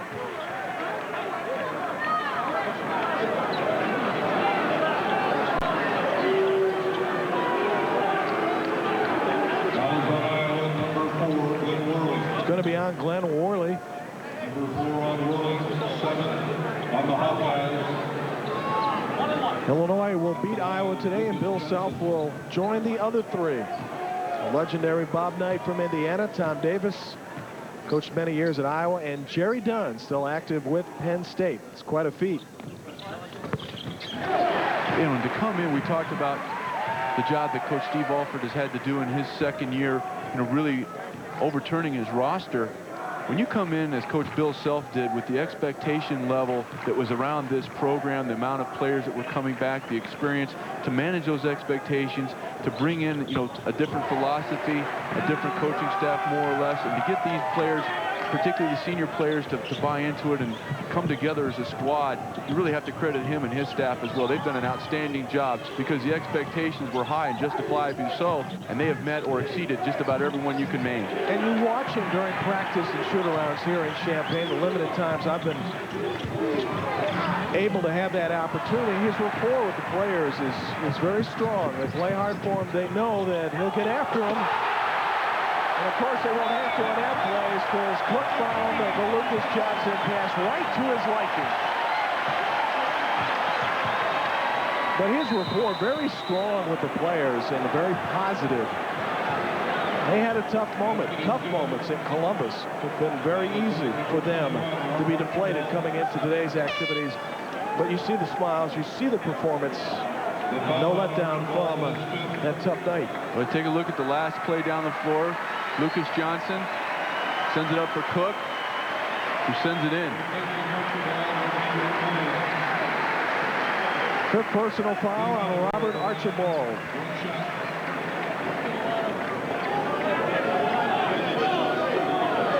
Arch drawing a lot of publicity from his native Scotland. A lot of folks interested in talking to him, particularly on the success of his team this year.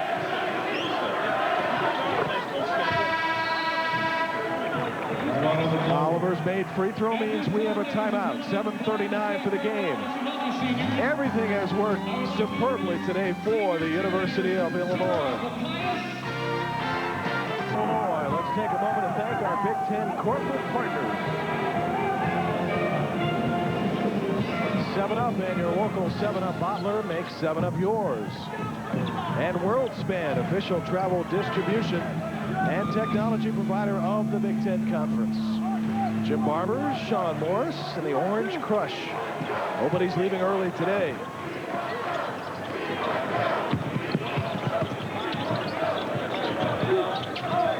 I hear a faint cry in the background for We Want Joe, meaning Joe Cross, the only senior that hasn't played so far today.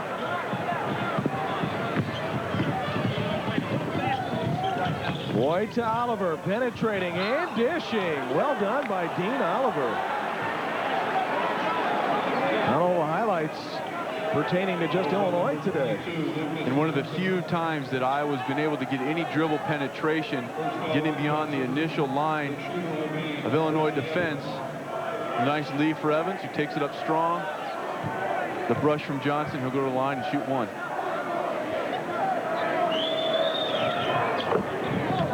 Eighth point of the day for Reggie Evans to go along with 10 rebounds. Illinois set to improve its record to 12-2, 12-3 in the conference. One full game ahead of Michigan State.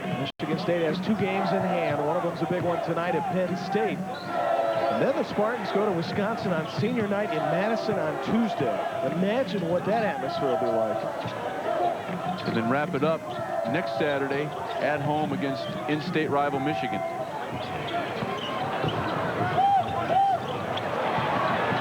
You go up to Wisconsin on any night, but particularly on senior night, there's a lot of red. It looks like the Kremlin. Yeah.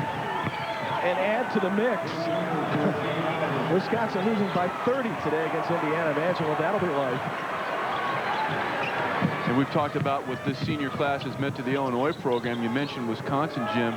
Mike Kelly, Vershaw, Kowski up there, and what the job they've done of putting that Wisconsin basketball program on the map as well. Their incredible record for starts for a number of those guys, that in itself impressive. And Wisconsin lost 4 times to Michigan State, the last one in the Final Four last year, and a very tough one in East Lansing this year in overtime. So you believe that Wisconsin will have an opportunity and will have an atmosphere ready for Michigan State. Here's our Comfort in-game summary. Iowa shooting just 22% in the first half. Much of that due to Illinois' great defensive pressure. Illinois building up their best and largest halftime lead of the season today.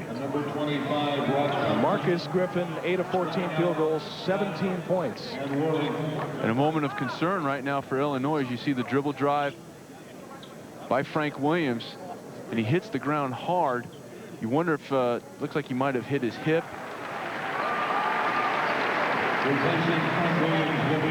Take another look at it here, Jim. He turns the corner on Scott. Rotation over by Worley. Yeah, he hit the ground very, very hard with that inside or left hip, it looks like. Two Illini hit the ground hard today. Bradford and Frank Williams. First moment of activity for the fourth senior, Joe Cross. From Carbondale, Illinois.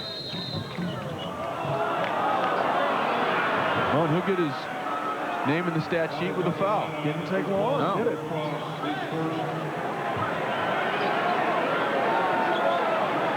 The shooter will be Boyd. 10 Illinois team fouls, 2 shots for Brody Boyd. Brody, who's had a pretty good afternoon today with 14 points on 5 of 8 shooting.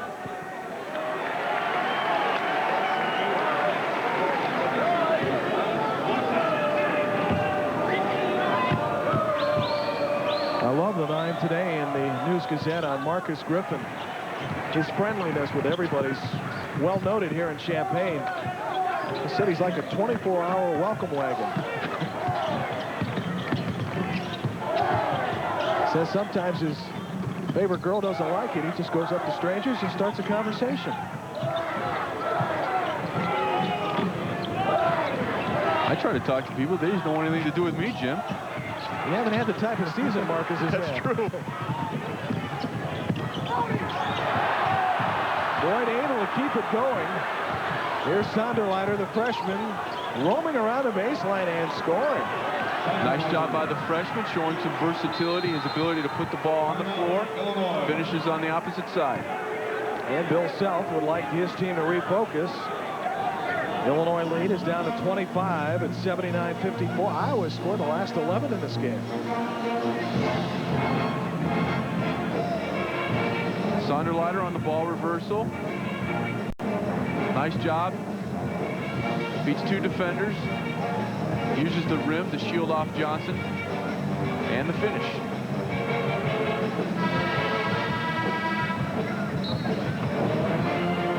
Folks arrived here early today on Senior Day, and almost all of them will stay late. This has got to be a lot better than doing homework, I would think. Illinois came into play today at 11-3, a half-game lead over Michigan State. And the Spartans are in Happy Valley tonight for a difficult game against the Nittany Lions. Iowa started the day at 7-6, the number 6 seed. And you want to avoid being 6 or beyond, because that means in the Big Ten tournament, you'll have to play on Thursday. And that squad, one spot below right there of Iowa, Penn State. What a big loss they had on Wednesday at Northwestern. There's a huge difference between being 6-7 and 7-6, not just because it's one game, but because of the fact of what it does to a squad mentally. Lions won again in the NCAA tournament. I would think doing something special tonight against Michigan State would help. Penn State still has to go to Iowa on senior night. Lucas Johnson knocks down another 3. And the first Illinois points in more than 3 minutes. Lucas has had a quality day. 16 points, 7 rebounds, 4 assists. And had another rebound. And 11 of those points coming in the first half for Lucas Johnson.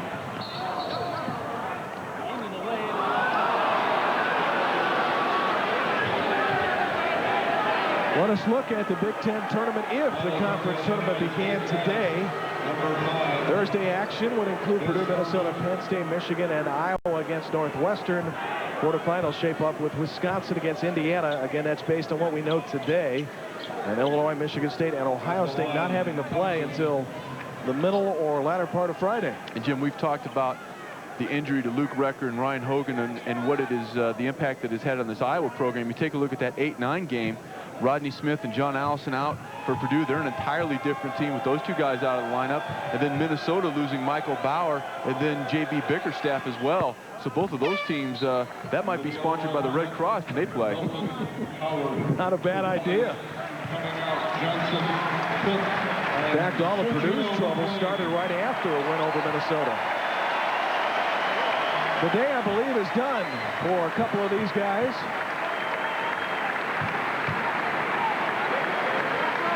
And Sergio McClain, his final game here at the Assembly Hall.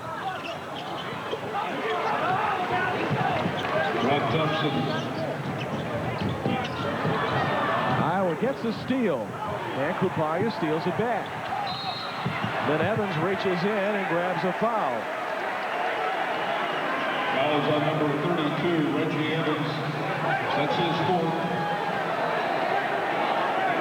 This man had a lot to do, his entire family, with the development of not only his son, who had 4 state championships under his direction, but also Marcus Griffin and Frank Williams. Said the McLean Haven was a safe haven for these guys growing up in a tough area. Imagine how many games Wayne has seen his son win. And the Peoria pipeline has been outstanding. If you take a look at Sergio's mother there, but it's been outstanding not only for Illinois, but for college basketball in general. When you take a look at what it's meant to Illinois, obviously with these guys, but Doug Altenberger hails from that area, and among many others. Always enjoy seeing Doug. I didn't when I was playing because he always kicked my tail. His team's kicked a lot of tail from what I remember. Rod Thompson had a pretty solid game last year at the Assembly Hall for Iowa. Just seeing his first moments of activity. 3:46 to go. We're going to go away for a moment. Today on ESPN Plus, the seniors are celebrating a win over Iowa. The Assembly Hall, let us take a look at the Chevrolet player of the game. Not much disagreement. Marcus Griffin. Very fitting. It's one of the seniors for Illinois. One of his many nice moves around the rim that we saw on display here today. Also making his presence felt was Marcus Griffin on the defensive end of the floor with 4 block shots. 17 points, 3 rebounds. Illinois shooting 61% today.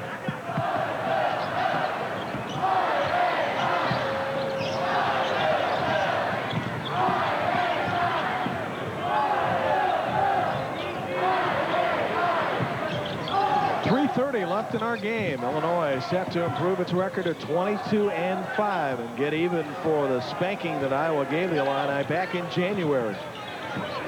Well, Hawkeyes, that probably feels like it was a year ago.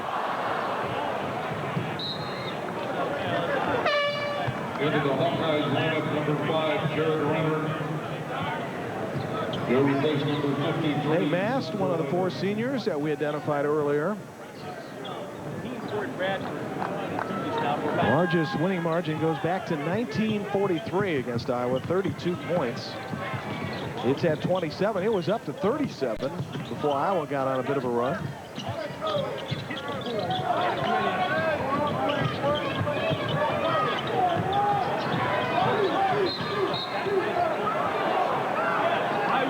We saw Nate Mast earlier. He wears number 5. He came up with the highlight of the game before the game, we understand. Yeah, he was up in the mezzanine level, and they've been apparently they do a trick shot, or they've been trying to pull this off. He throws it down, it hits the floor, bounces up off the glass, and goes in. Now it's not on film. I'm taking people's word for it. Sure. But I thought only Larry Bird, my man Larry Bird, was the only one that could pull that off. But apparently, Nate Mast did today. And the worst part is he was in a game of horse, so somebody had to match there. They've been trying that all year, and on senior day, fittingly, they're able to convert it. That one taken out of the air by Thompson. Iowa regroups after today, gets set for their version of senior day against Penn State. Illinois will have 8 days off for Minnesota at Williams Arena that Sean had referred to a little earlier. And will that be a game that Illinois needs? That depends a lot on what happens to Michigan State tonight and on Tuesday in Madison. The Illini look to the east for some help tonight.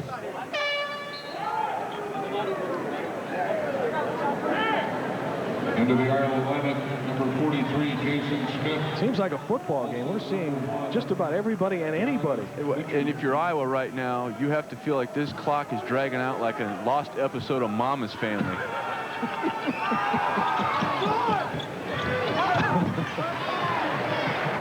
I'm going to miss working with you. But I will see you in Chicago, Absolutely. right, as spectators for the Big Ten tournament. We usually can't get there early enough. Wall-to-wall hoops, only in America, my friend. 3 games on Thursday in the conference tournament, then 4 on Friday before we get to the semifinals and the finals on the weekend.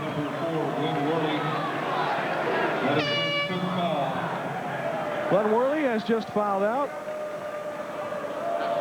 And the key ingredients to Illinois' success looking on as Worley is excused for the remainder of the 2:17 of this game.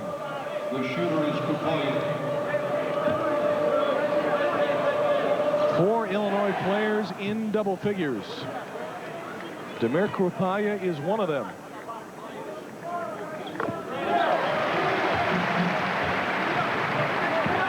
Sergio McClain, Marcus Griffin, Lucas Johnson, Frank Williams you saw moments ago, Robert Archibald. You see a lot of basketball, my friend, as we look at the bench of Illinois and their potential in the tournament. Are they the deepest or one of the deepest in the country? I think they're one of the deepest. And, you know, we talked about the job that Illinois' coaching staff has had to do coming in with all this talent. You know, it's also a challenge when you have as many talented players as they do to make sure that the chemistry stays very positive as it has and guys are getting playing time and understand their roles. That's an art in and of itself, Jim. Yes, can't be easy. A lot of credit to Illinois for being able to make that work. Winning certainly helps, but there are a lot of other factors that go into a long season to make sure that everybody stays on the same page. Nice penetration by Smith for Iowa. 62nd point of the day for the Hawkeyes.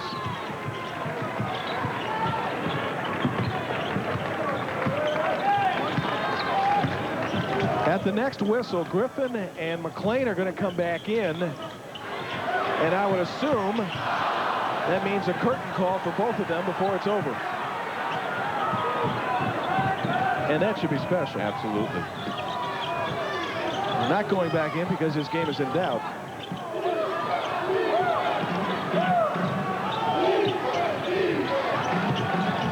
One minute to play. Under 60 seconds to go.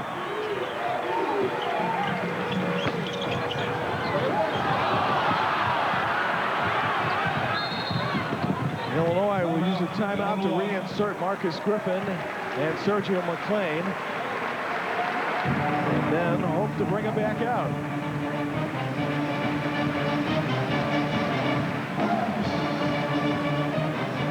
Today's Big Ten game has been brought to you by Beck's, a beer apart. Chevrolet, Chevy, we'll be there. Cooper Tires, a lot of mileage for the money. Cooper Tires, drive on. 7-Up and your local 7-Up bottler. Make 7-Up yours. BMW, test drive the ultimate driving machine at your local BMW center. Advance Auto Parts, the best part is our people. And by Quiznos, oven toasted, tastes better. 49 4/10 of a second remaining.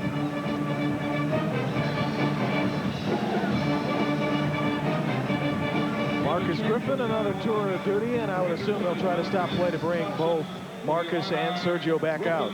And McClain are not here. Nate Mast, senior as well. Cross is out there, so maybe they'll bring out all 4 seniors. McClain backs his man down to the basket. And there's Cross to follow. I wonder if they diagram that.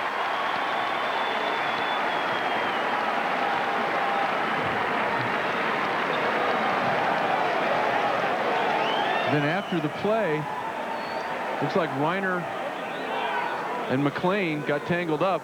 Watch it right here. Cross on the scramble, the finish, and watch after the play, out of your camera right there. A little bit of frustration by Reiner, the freshman, extends the forearm. McLean goes down.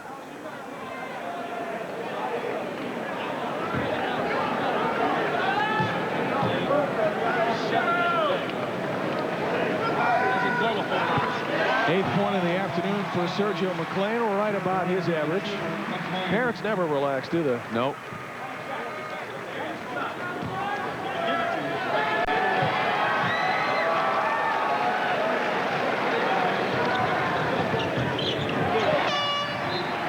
McLean gets the second free throw.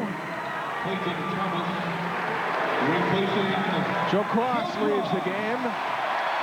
Limited duty as a senior here at Assembly Hall, but still very special for him. And now we will have a curtain call for a number of seniors. Here comes Nate Mast. His final moments on the floor. And Sean Harrington from Marcus Griffin.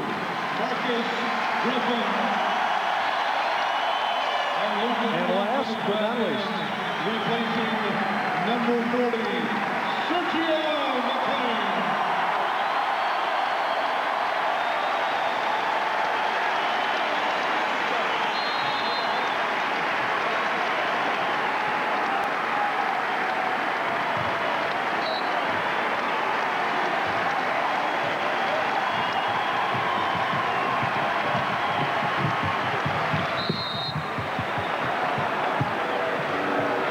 if I was a senior, I'm not sure I'd want to leave. No.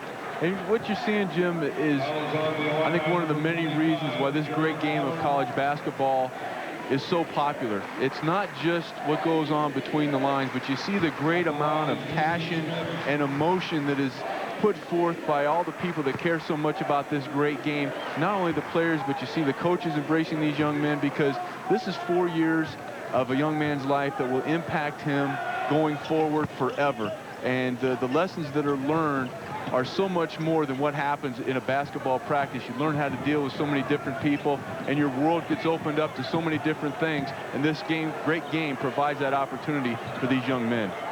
Very well said, Sean.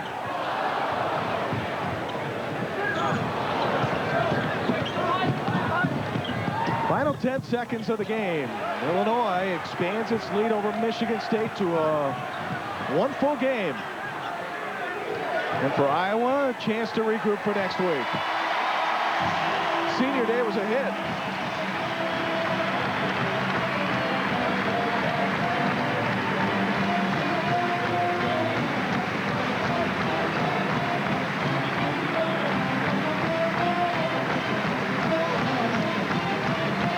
Illinois 89, Iowa 63.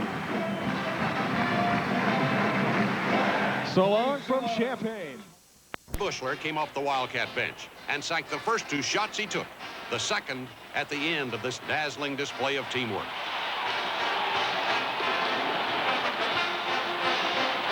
Aaron Williams, one of Carolina's leading scorers. Blanketed in the first half, Williams came out cold in the second and shot only 1 of 13 for the game. Led by A.J. Bramlett and Donnell Harris, the smaller, quicker cats blocked 8 Carolina shots. Our speed just causes problems for anybody. Up 2 with 15 minutes remaining. It was time for Mike Bibby to jumpstart the struggling Arizona offense. 38-36. Here's Bibby, top of the foul circle, banked it off the glass, good. Bibby had a big smile on his face when that one went through. Simon on the drive to the baseline, faking Carter, trying to get room, throws it away, recovered by Bibby, jump shot is good, and it is 45-38.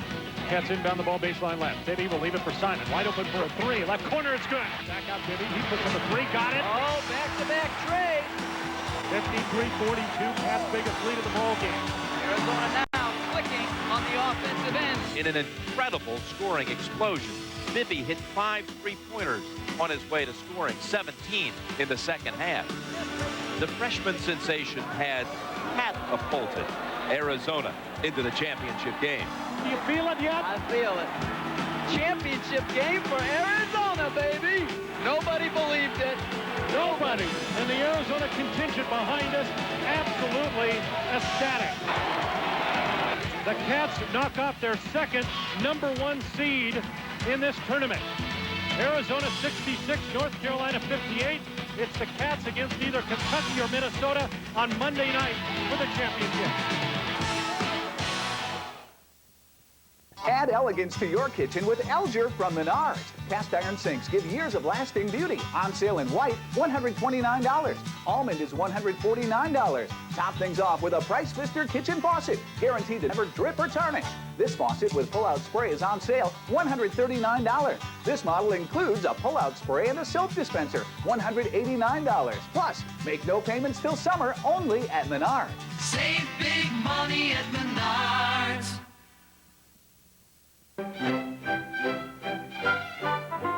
Uniroyal tires with nail guard seal most tread punctures instantly, permanently, and repeatedly.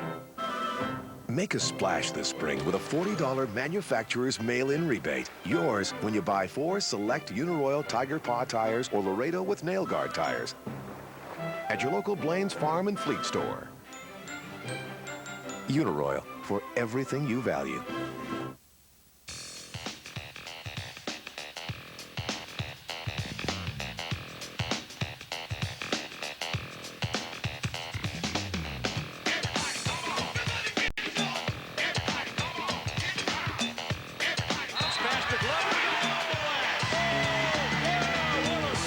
Championship Week, presented by 7-Up, begins March 3rd on ESPN and ESPN2.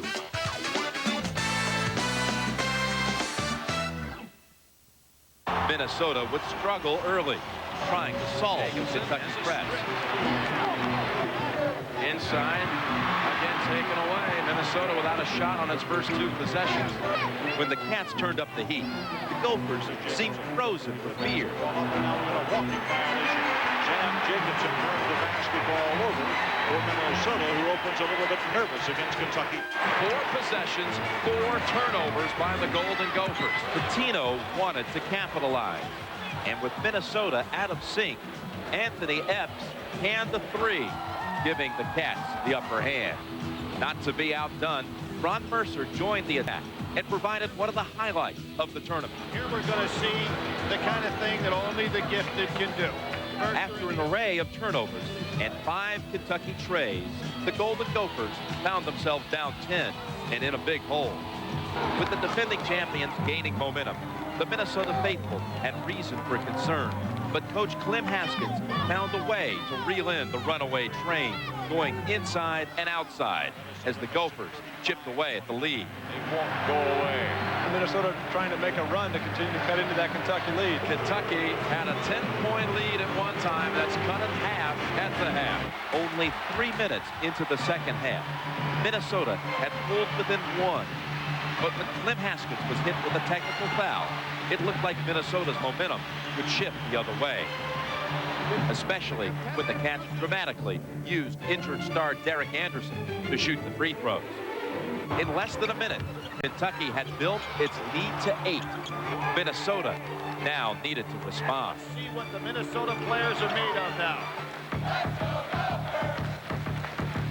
Clem Haskins settled his players, and the Gophers would not go away. Left jumper. Swish. 51-45 in favor of Kentucky. Jackson brings it to 4. 51-47 Kentucky. Give Clem Haskins credit here. That 20-second timeout calmed himself and his team down. Look at that pass. Dipsy-do for 2. How about that? Kentucky's lead dwindles to 2. And it's intercepted by Carver. Gophers ball over to Bobby Jackson. Left side jump shot. The Gophers take the lead. Jackson with a 3. Midway through the second half, it was a new ball game. And just when it looked like Kentucky might be the team on the ropes, the Cats looked again to their pressure defense. Came in to get the steal. It's like a safety in football. Drifting underneath. And it's a 4-point lead for Kentucky. Muhammad. Look. Huge shot. 6 unanswered.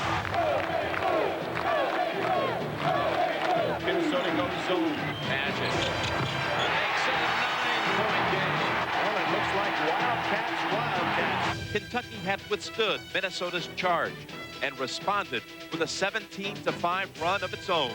The Cats would again move on, seeking a second straight national championship. Ready to play? Always ready to play. How much cash does it take? You wanted firepower? To go 3,000 miles to Graceland. Kurt Russell. Let's do it. Kevin Costner. I'll cover you.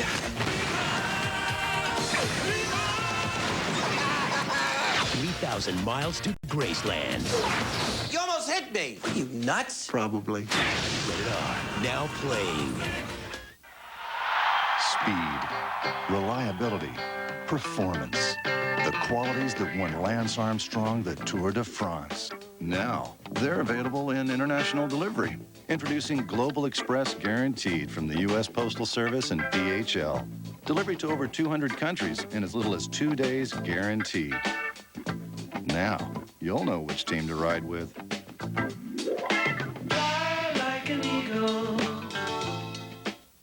This weekend, Friday at 8 on ESPN, Super Mario leads the Penguins against the resurgent Rangers, who'll have to finish the season without Mike Richter. Then, Saturday morning at 10, The Life, presented by Sprite, hangs out with Steve Francis and Catino Mobley. At 7 on ESPN2, Mario and the Penguins head to the nation's capital for a showdown with Peter Bondra and the first-place Caps. Then, Sunday at 9 on ESPN Classic, Muhammad Ali and Joe Frazier in the fight of the century on Classic Game of the Week. Do you have all the ESPN networks? I hope the kids can get it done. It's a thrill to be in the championship game, but not a whole lot of people remember the second-place team. We'll get this one underway. Many of the fans on their feet, the flashbulbs go off, and Kentucky wins the tip.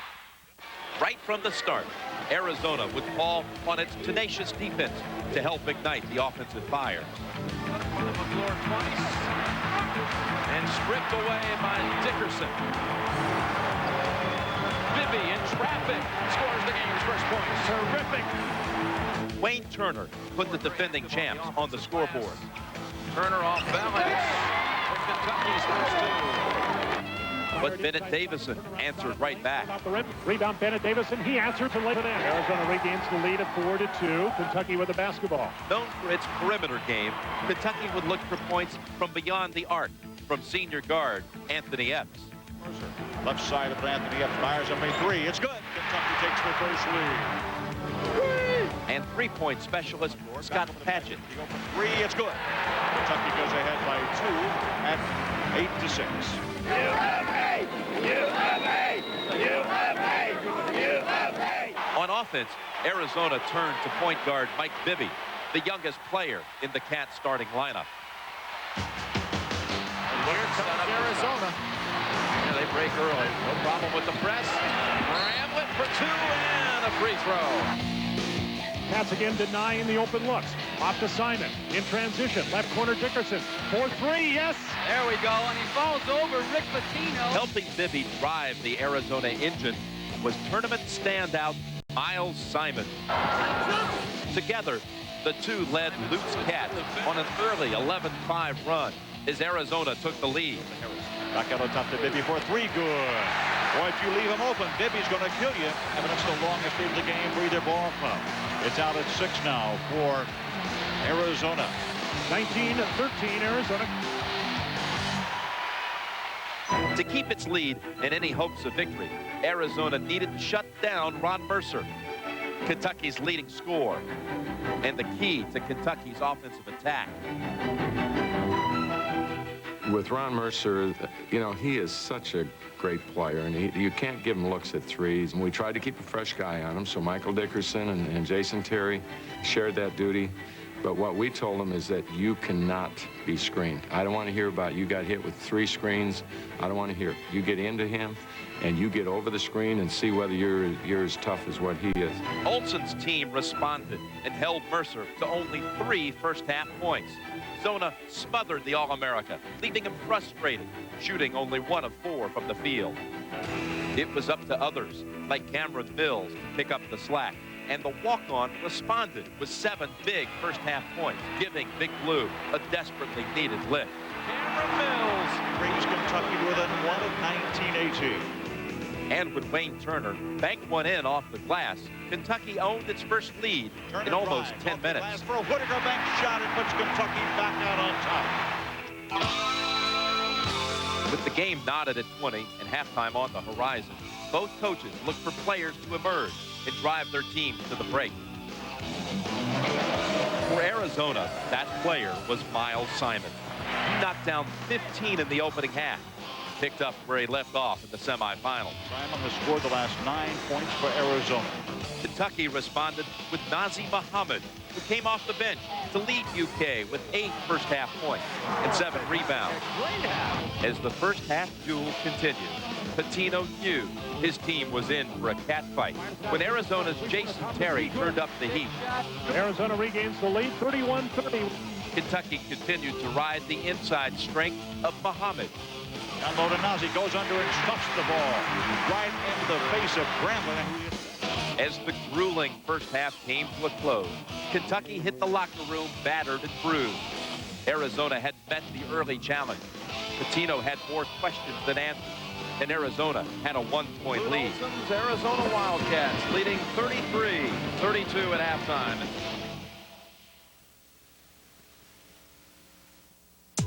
Indoors or outdoors, you should see your best. Right now at LensCrafters, complete pairs of prescription glasses or sunglasses are only $99 each. Why not get both? The $99 indoor-outdoor sale. Hurry, offer ends March 10th.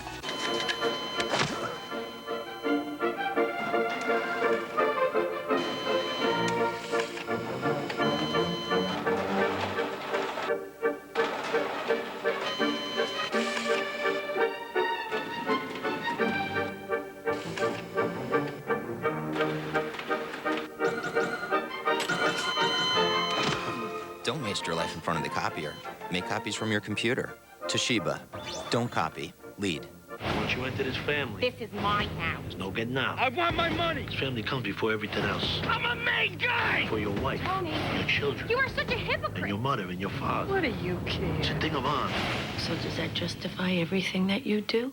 You can do it! You can do it! Go, Jorge! Go! Go! Go! You can do it! Yeah! Thanks, Jorge. I love you so much! Rolling Thunder heads to the Sunshine State as top drivers take on Homestead Miami Speedway. The NASCAR Craftsman Truck Series Florida Dodge Dealers 400, Sunday at noon on ESPN.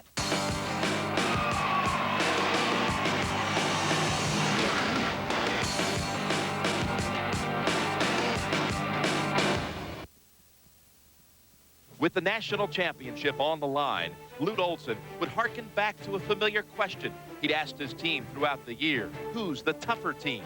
That was our motto. I mean, he told us at halftime we're up 1 and we haven't played well. And, you know, who wants it? I mean, we're 20 minutes away from the national championship. And, you know, are you guys going to go out there and play the type of basketball you've been playing, or are you going to throw it in? Like everything on the line for this team right now, for these 20 minutes, 13 guys, man. This is where we came here for. If you guys are tough, you can come home with the title. 2, 3. Family. Let's go, baby. Let's go. If you get tired and they're tougher than we are, then you're going to be a runner-up that not a whole lot of people will remember.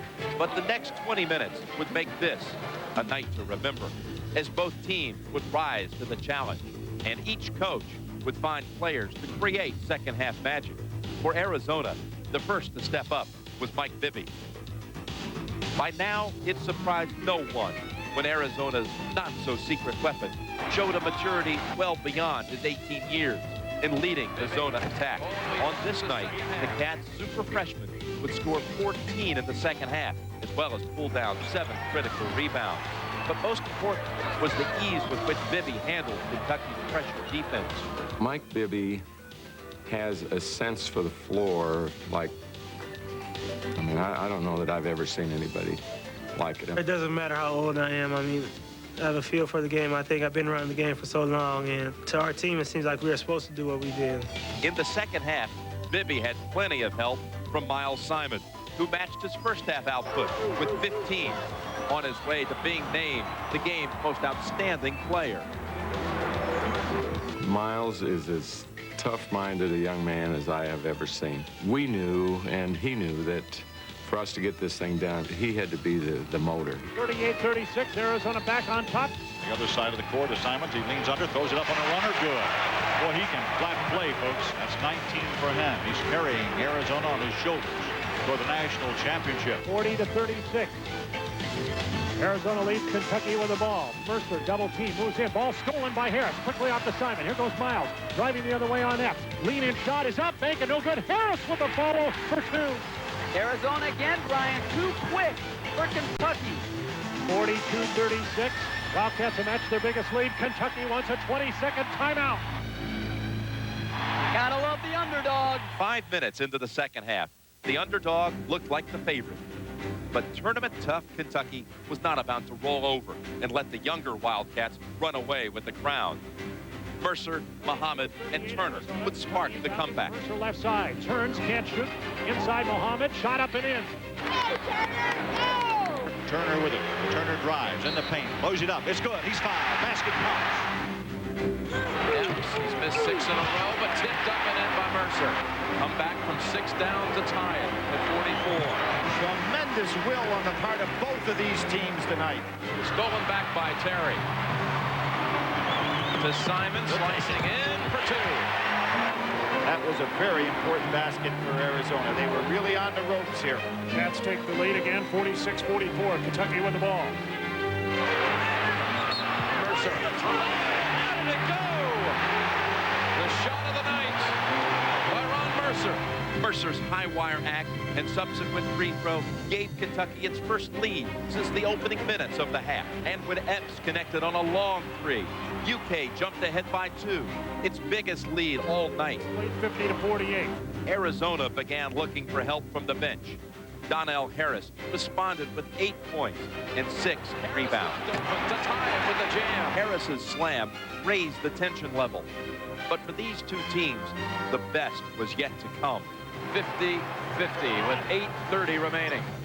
With the game tied, the battle was joined. At stake, nothing less than the national championship. With 20 ties and 18 lead changes, the teams would trade shot for shot. The one left standing would claim championship glory. Moves in, top of the key, fires it up good for 2. Kentucky goes back out on top by 2. It is in the paint to Simon. Fires it up good. 52-52, 15 ties in the game. Mercer, quick dump off Patchett, shoots from 13 and scores another 2. Great basketball. Terry, 3-point shot. Oh, what a big one. Puts Arizona ahead 55-54. 5.5 minutes left, 59-56, Arizona with the lead. Patchett ties it. He's really becoming the player here to keep Kentucky in it. It was like a boxing match. JT over to Mike Bibby. He spots up for a 3. Yeah! What a big 3. A huge turnaround right there. 62-59. Wildcats under 5 minutes to go in the game. Every time somebody did something, the other team answered. Padgett looking for the top. Oh, Scott Padgett, please. You're not going to get us out of this thing. 62 all, 4:30 to go. Down low, Davison, shot blocked. Davison gets it back, lay it up and in. Great second effort, and a foul. Arizona, the 65-62 advantage. We're going back and forth. 67-64 Arizona, 2.5 minutes left. Fans rising to their feet here at the RCA Dome. Turner off the dribble, swings around the left side. Bibby stays right with him. He drives, pulls up, 5-footer good. Kentucky's within 1. Another one coming from Scott Patchett. The shot is up, it is good. Kentucky by 1. Miles made big plays for us. 2 minutes remaining. The young Arizona Wildcats down 1. Come on! Simon in the lane. Puts it back in front. You can watch these teams play for days. You know, they just are so evenly matched. As the game wound down to the final moments of regulation, it appeared Arizona had the upper hand, but Kentucky would not quit. Second free throw for Mike Bibby. That is good. It's a 4-point Wildcat lead, 72-68. 1 minute left as Kentucky brings the ball down court. It looked like we had them buried. I was, starting to feel a little bit comfortable, and bang, Mercer hits a 3. Here he comes. Mercer 3. Got it! Down the 1. Indescribable from Indianapolis. Now drives in, dishes. Davison banks it home. and Epps just hits that, you know, 3 to tie it up. Kentucky needs a 3 to tie. Epps fires it. Got it! Game's tied at 74. Here comes Simon and Bibby now. They try to attack the press. Simon drives. Simon shoots. No call. Padgett with the rebound. Terry with a steal.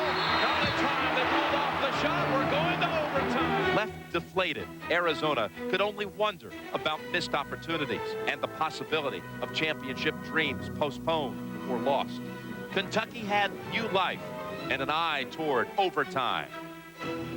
A lot of times when you're ahead, the other team comes back to tie the thing to send it into overtime. A lot of times that'll deflate the balloon, and the momentum is with the other team. And that's the whole thing that we talked about in the timeout. Hey, you can quit now. You know, you've played a great game, or we can be tougher than what they are and come home with that championship trophy. One last time, Lute Olson asked his players to reach down inside and find a single ounce more determination than the opposition. Tonight, it meant hitting free throws, as all of Arizona's 10 points in overtime came from the line. The young Cats had responded to their coach's challenge.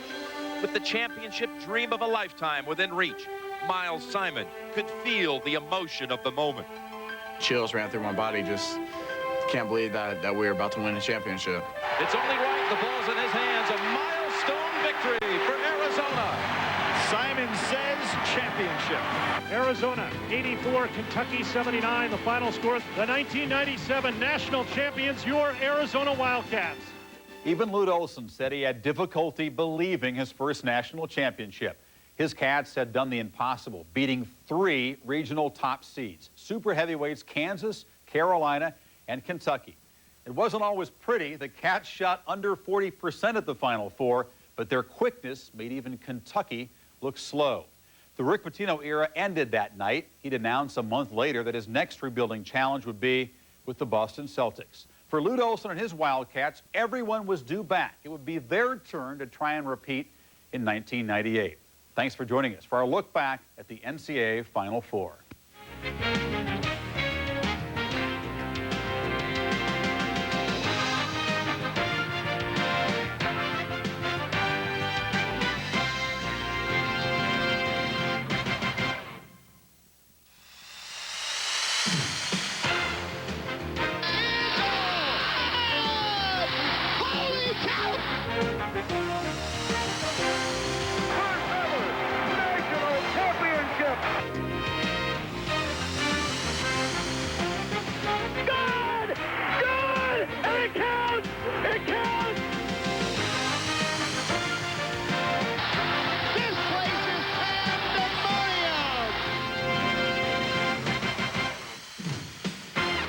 Each of the 1990 NCAA Final Four teams was a colorful, maybe even a glitzy bunch, each with the talent to win it all.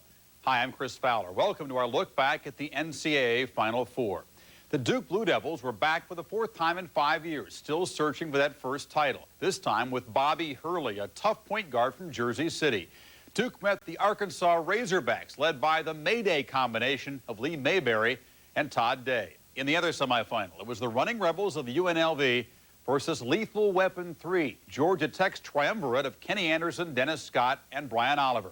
UNLV returned all 5 starters from last year's regional finalist, then added JUCO Player of the Year Larry Johnson. We'll take you to that matchup of future stars when we return.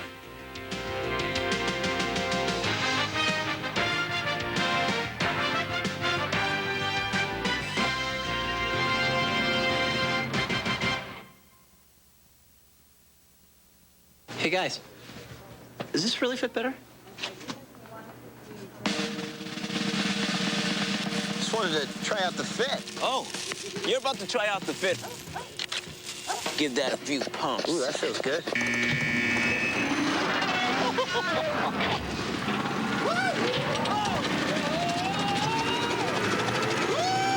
Experience the fit of the Reebok pump, only at Foot Locker. That's nice. Sports drinks, not cutting it, okay? What do you bench? It's 350. Gallons? By the way, your body called. Yeah, looking for some vitamin D and A. Come on! Hey, I found a quarter. Can I get a spot here? Yeah. What are you drinking? Sports drink. Sports drink. Later, sunshine. Well, you just hit the stop button. They got a stop button, or you just stop walking, or you got to. How? Want to play? Milk has 9 essential nutrients active bodies need. I'm all right. I'm up. Good morning, everybody. This is your captain speaking. We'll soon be cruising at 3,000 feet, non-stop to Tampa. So just sit back, relax, and enjoy the flight. It's not 3,000 feet we'll be cruising at, but 30,000. Sorry for the mix-up. Captain again, did I mention that we're not going to Chicago? Well, we are going to Chicago.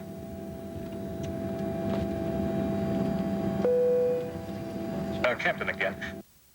Despite having number 1 a national championship, both Arkansas and Duke were no strangers to the Final Four, especially the Blue Devils, who were making their 3rd straight appearance. Let's go. 1, 2, 3. Defense. Let's go, Duke.